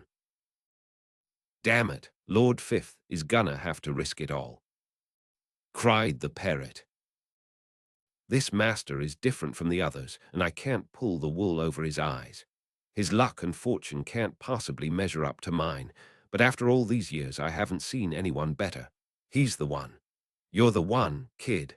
Lord Fifth is gonna go all out. Let's delay this heavenly tribulation. The parrot's eyes turned red as it suddenly shot forward. At the same time, it lifted its claws up to tie a black band around its head, covering its right eye. As the parrot flew out, the lightning up above began to coalesce. The sheer amount of it vastly surpassed that from the pill tribulation. Furthermore, this lightning was red in color. Meng Hao's hair flew wildly around him, and his body shook violently. His eyes turned as crimson as if they had been ripped into pieces. The lake water beneath him boiled, rapidly transforming into myriad golden beads that slowly began to rise into the air. Parrot! Roared Meng Hao. At the same time, he began to use a technique the parrot had taught him to exercise control over his consciousness. In the blink of an eye, the golden light in his eyes vanished, as did all of the qi he was emanating. His body suddenly seemed to wither, and his expression grew dull. The parrot soared up into the air and let out a furious shout. Deceive the heavens! Along with the shout, its body exploded with countless multicolored beams of light. The nearby cultivators trembled as wisps of qi began to emerge from the tops of their heads. The strands of qi floated up into the sky and merged together with the light to form a huge net. In the middle of its descent, the red lightning suddenly hesitated, as if it couldn't locate Meng Hao's aura. Ultimate vexation, get over and help, *TCH. The parrot roared. The meat jelly hesitated for only a moment. Then, a pop could be heard as its body suddenly transformed into a million illusory phantoms that shot up into the air to form a second net. The tribulation clouds in the sky seethed, and more lightning bolts writhed about, apparently searching for Meng Hao's aura. Luckily you're asleep, heavens of ğÄÉ! Cried the parrot arrogantly. Only a sliver of your will exists. Maybe I couldn't fool your true self, but you think I can't hoodwink a bit of your will? Lord Fifth is omniscient. All right, all I have to do is hold on for 3 days, and this tribulation can be delayed for sure. As soon as the words were out of its mouth, the red lightning bolt descended. Being unable to find Meng Hao's aura, it shot toward the first large net. A boom could be heard as the illusory net shattered. The hundreds of cultivators surrounding Meng Hao spat up blood, and then, with the exception of the 3 patriarchs, all of them instantly exploded. The 3 patriarchs coughed up blood, and their bodies shrank and withered. Inside, cracks spread out across their cores as if they might collapse at any moment. After a moment, their eyes grew clear, and their faces filled with astonishment and fear. They retreated at top speed, scalps numb. The only thing they could think about was running away. Bitch, why don't you keep searching for the correct will? Raged the parrot. Instead, you're just blowing random things up. You're cheating. Fine, so can Lord Fifth. I'll screw you to death. Tribulation, schmibulation. Lord Fifth is gonna screw you to death. Ultimate vexation. Come help me, be asterisk TCH. Turn those clouds into my favorite Fluffy. It seemed to feel its dignity had been severely challenged. With a howl of rage, it bit down on one of its own multicolored feathers, then whipped its head about and threw it down. Eyes brimming with insanity, its body suddenly grew larger and larger, and it shot up into the sky. It flew at high speed, directly into the tribulation clouds. At the same time, a beam of light shot out from the meat jelly net, seemingly a bit resentfully. It entered into the tribulation clouds and spread out through all of them. Suddenly, the clouds began to twist and distort. Meng Hao gaped open-mouthed as he saw the tribulation clouds begin to change shape. They changed into a gargantuan, plump animal covered with white fur. The luxuriant furriness of this animal is difficult to describe. The fur draped off of the enormous creature which stretched out for thousands of kilometers in every direction, so large you couldn't see from one end to the other. As for the parrot, it gave an excited squawk as it dove into the fur. It emerged again in a moment, but showed no signs of being tired, instead diving enthusiastically back in from a different angle. This process repeated over and over again. As Meng Hao watched on, his mind went blank. He could never have possibly imagined that the tribulation clouds could be changed into this appearance. What had previously been a very solemn and momentous occasion had suddenly turned somewhat comical. Meng Hao shook his head. Suddenly, the furry tribulation cloud let out a massive boom. The countless lightning bolts dissipated in all directions. Within the cloud, the parrot was visible, its body dark, but still stubbornly persisting. Fluffy, I'm gonna screw you to death. Wench, I'm definitely gonna screw you to death. The excited parrot didn't seem to want to stop. However, the masses of lightning in the area began to fall, accompanied by thunderous booms. They shot toward Meng Hao, seemingly without number, tens of thousands of them. Meng Hao's scalp went numb. The heavenly tribulation when he had acquired his perfect foundation had seemed solemn and imposing in its desire to destroy all living things. But this, the seemingly endless amount of lightning, gave off an aura that made Meng Hao feel uneasy. It seemed that this tribulation sent against his perfect gold core had somehow changed, thanks to the interference of the parrot. As the lightning descended toward Meng Hao, the meat jelly net let out a disgruntled howl and moved to cover over Meng Hao. A massive boom sounded out, shaking the earth. The lightning slammed onto the meat jelly, causing Meng Hao to shake in trepidation. A blinding light filled his eyes that made it impossible to see anything around him. After a very long time, the lightning and thunder gradually faded away. Meng Hao looked back up to find that the massive ball of fur in the sky was gone. His eyes widened, and he took a deep breath. Everything looked placid, but Meng Hao knew that such massive quantities of tribulation clouds couldn't possibly vanish like this. The sense of crisis he'd felt because of the heavenly tribulation had not departed. The pitch-black parrot fell to the ground with a flopping sound. It struggled to its feet and then slapped itself roughly on the chest. It was panting. Its expression was somewhat listless and its aura weak. However, its voice was as arrogant as ever as it said, "Is Lord Fifth badass or what? The heavenly tribulation has been delayed for you. Time to give your profound thanks. Without Lord Fifth, it wouldn't matter if you had ultimate vexation here. The heavenly tribulation would just keep going on forever until he was smashed to pieces. Don't get too excited, though. I went all out to delay the heavenly tribulation, but there's no way to tell for how long. You need to get a hold of your tribulation transcending life form as quickly as possible. All right, it's time for Lord Fifth to rest up. Don't be too moved. Oh, and don't forget to find some more furry, feathered creatures." With that, it fell flat onto its face. Its body transformed into grey ash, which drifted away with the wind. However, along with the ash was a multicolored glow that flew into Meng Hao's bag of holding. Meng Hao's mind and heart shook. He quickly checked the copper mirror inside the bag of holding. The parrot loved to brag and wasn't very reliable, but Meng Hao would never forget how much it had helped him just now. Dispersing the tribulation clouds had seemed simple, but seeing the parrot in the state it had been just now, Meng Hao knew that it had paid a high price for its actions. "No need to check on it," said the meat jelly languidly.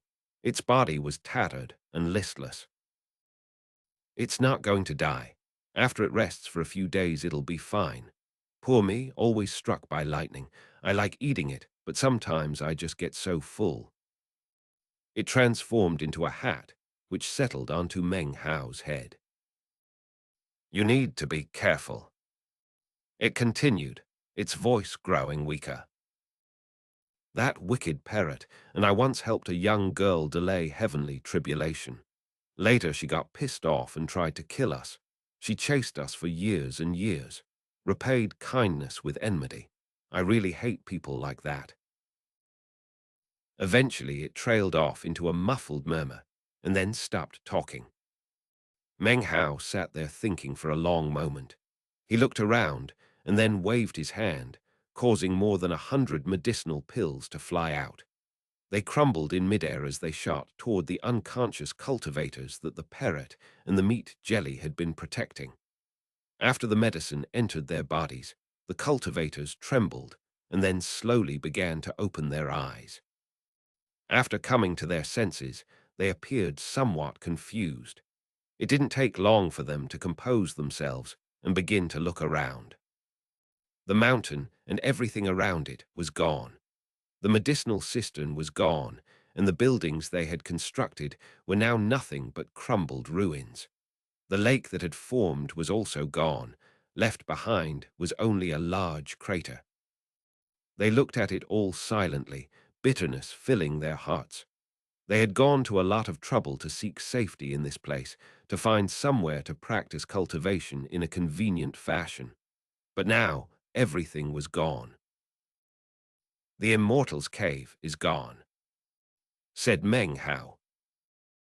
"But I can find you another one." The more than 100 cultivators lifted their heads up to look at him. "The medicinal cistern is gone, but I can make you a new one." This second sentence caused a bright glow to appear in their eyes. It seemed their resolve had been ignited. "If you are willing," said Meng Hao, his voice resonating loudly. "Follow me. There is vengeance to be had. The time has come to kill." He flicked his sleeve and shot up into the air. Behind him followed the more than 100 cultivators, their eyes flashing with intense killing intent. These were Black Land's cultivators, and they understood what it meant to exact vengeance. Meng Hao's spiritual sense spread out to track down the fleeing patriarchs from the three great sects. This chapter was sponsored by Torsten Numa, Salim Mudrik Baraba, Tomislav Fistrik, and Jacob Keaton. Chapter 340. One Aura, Three Bodies. Meng Hao was in the lead, followed by well over 100 cultivators. They whistled through the sky in formation. The sight of it was very imposing. Meng Hao could clearly make out the three fleeing patriarchs with his spiritual sense. They had chosen to flee in different directions. However, their speeds were all different. Obviously, they were using various secret techniques to go as fast as possible. Three directions. Meng Hao gave a cold snort and then extended his hand to point down at the ground. Immediately, a buzzing sound could be heard. No one else could see anything happen, but Meng Hao saw ghost images spring up everywhere, after which vast quantities of demonic qi appeared. It swirled up and rapidly began to coalesce in front of Meng Hao. In the blink of an eye, it had transformed into two figures. They were indistinct, blurry. The only thing visible was the aura gradually spreading out. As for everyone else, they saw nothing at all. Meng Hao's eyes glittered as he waved his right hand, causing two blood clones to materialize in front of him.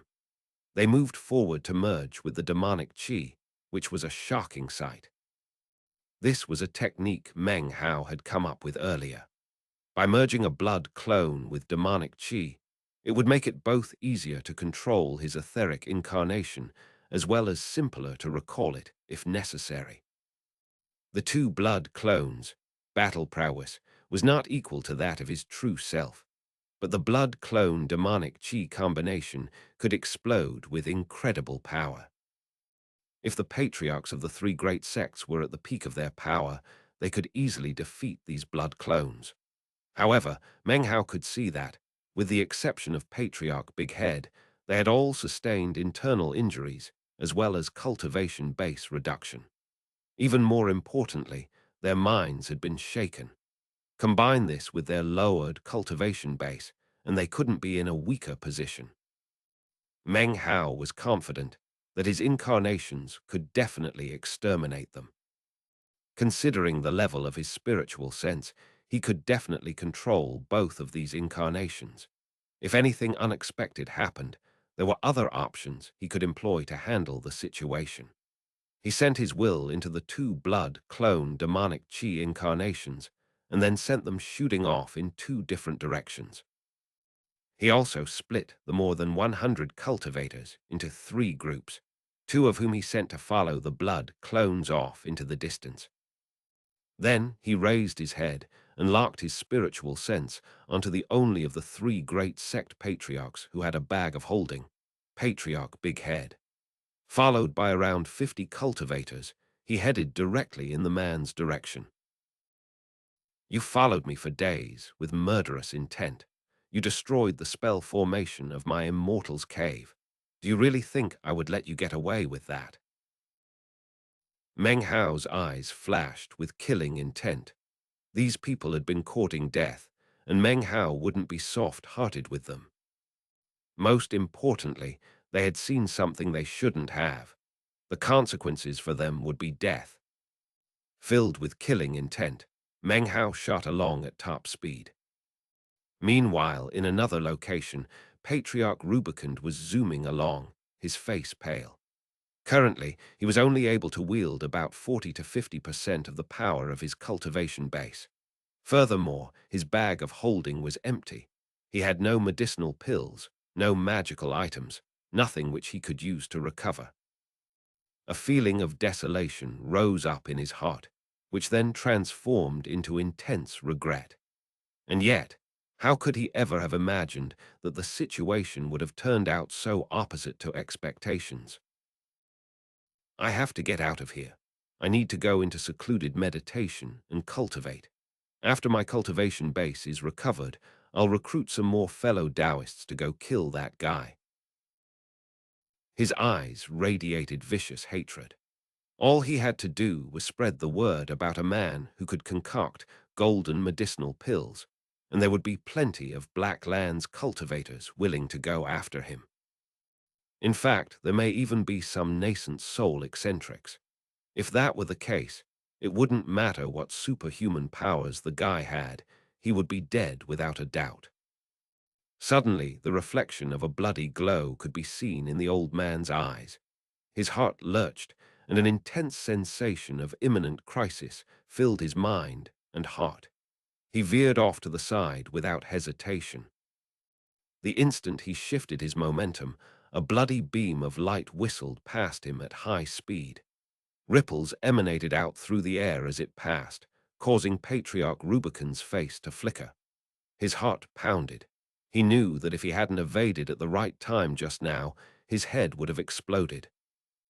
An intense, grim sound filled the air as the rippling passed the old man. As the sound emanated out, the red glow in the air exploded. Smash!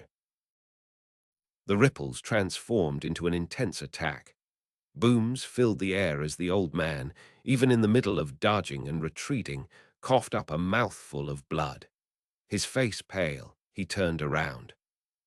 The first thing he saw was a blood-red figure. Its hair was red, its robe, even its skin. It approached slowly, and as it did, the old man could sense an invisible but powerful aura. It was bizarre, but as it emanated out, it transformed into an intense dread. He couldn't see this thing's cultivation base.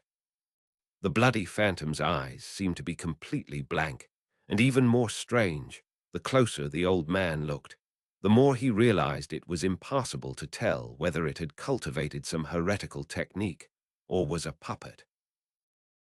"Who are you, Your Excellency?"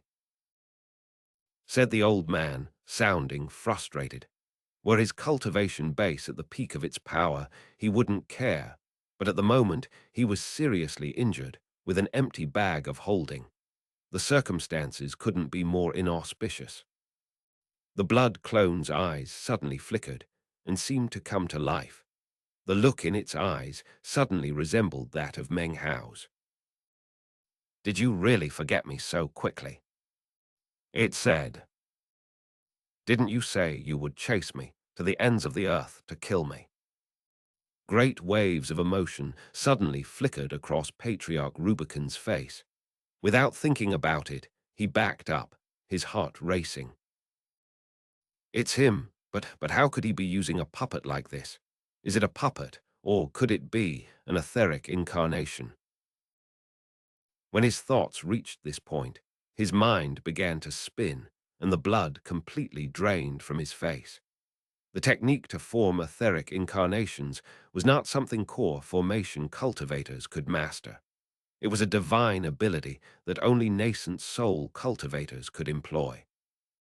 As the old man began to flee, he suddenly heard the sound of running. A black mist appeared as the 50 or more cultivators arrived, running together according to the parrot's spell formation. Just who is this guy? Patriarch Rubicon's scalp went numb, and his eyes filled with despair and frenzy. Meanwhile, in another location and a different direction, Patriarch Parkmarks of the Han River sect was speaking similar words, his face filled with bitterness. He was surrounded by a red mist, outside of which were 50 cultivators running in formation. In front of him was a figure dressed in a red robe with indistinct facial features. The only thing he could make out were two blood-red eyes. The eyes seemed to contain no emotions at all. They were completely merciless. Patriarch Parkmark's face was pale.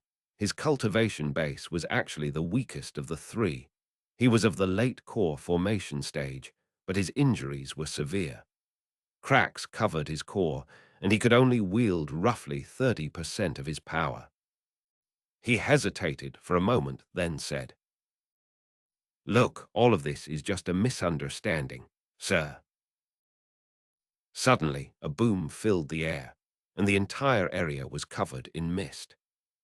Off in another direction, Meng Hao's face was calm as he shot through midair in a band of light. Up ahead of him, Patriarch Big Head's scalp was numb as he used everything he could muster to fly forward. Occasionally, he would spit up some blood. Meng Hao wasn't sure what secret technique he was using, but it continued to rapidly boost his speed. Meng Hao followed, frowning. At the moment, he was pushing forward with all the speed he could muster, but was still unable to catch up.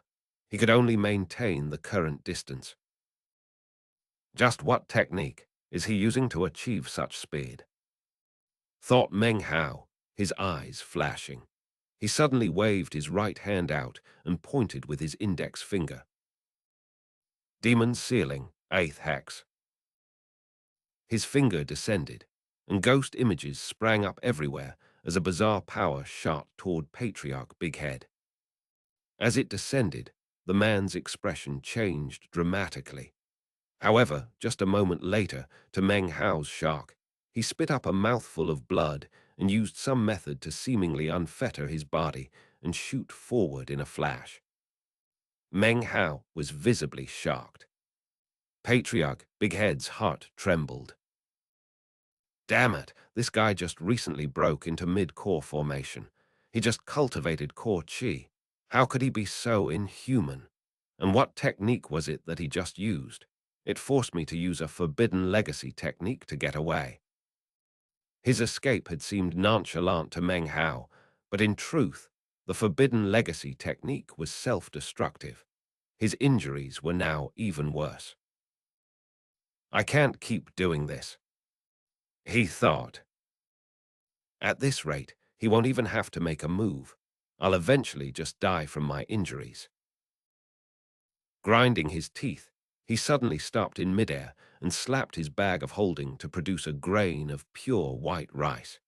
He threw it out in front of him, flashing incantations with both hands. He then pointed toward the grain of rice and said, "Luminous rice, transform into a heavenly army." His voice was accompanied by a roaring sound which echoed out. The grain of rice transformed into a raging torrent of blackness. Popping sounds filled the air as more than 100 evil spirits appeared. Patriarch Big Head's neck was purple, and his extremely large head was covered with cold sweat. His breathing was ragged as he utilized the technique. His injuries had apparently worsened even further. Blood sprayed from his mouth, and his eyes filled with viciousness. At this point, he didn't hope to slay his opponent, but just to delay him. Unfortunately, as soon as the 100 or so evil spirits appeared and shot screaming toward Meng Hao, Meng Hao calmly said, "Amateur." Suddenly, core chi exploded out above his head. The golden chi transformed into a starscape filled with golden, glowing stars. The light from the stars shot out toward the incoming evil spirits. A booming explosion echoed out. The evil spirits could do nothing to block Meng Hao. They dissipated along with miserable screams. Patriarch Big Head's face went pale as he continued to retreat. However, Meng Hao had already lifted up his hand. Mania poured from the eyes of Patriarch Big Head. Seemingly risking everything, he performed an incantation with his left hand, simultaneously slapping his bag of holding with the other hand to produce a magical item. His heart filled with bitterness, but he knew that he would have to risk it all in this battle in order to have even the slightest chance of making it out alive.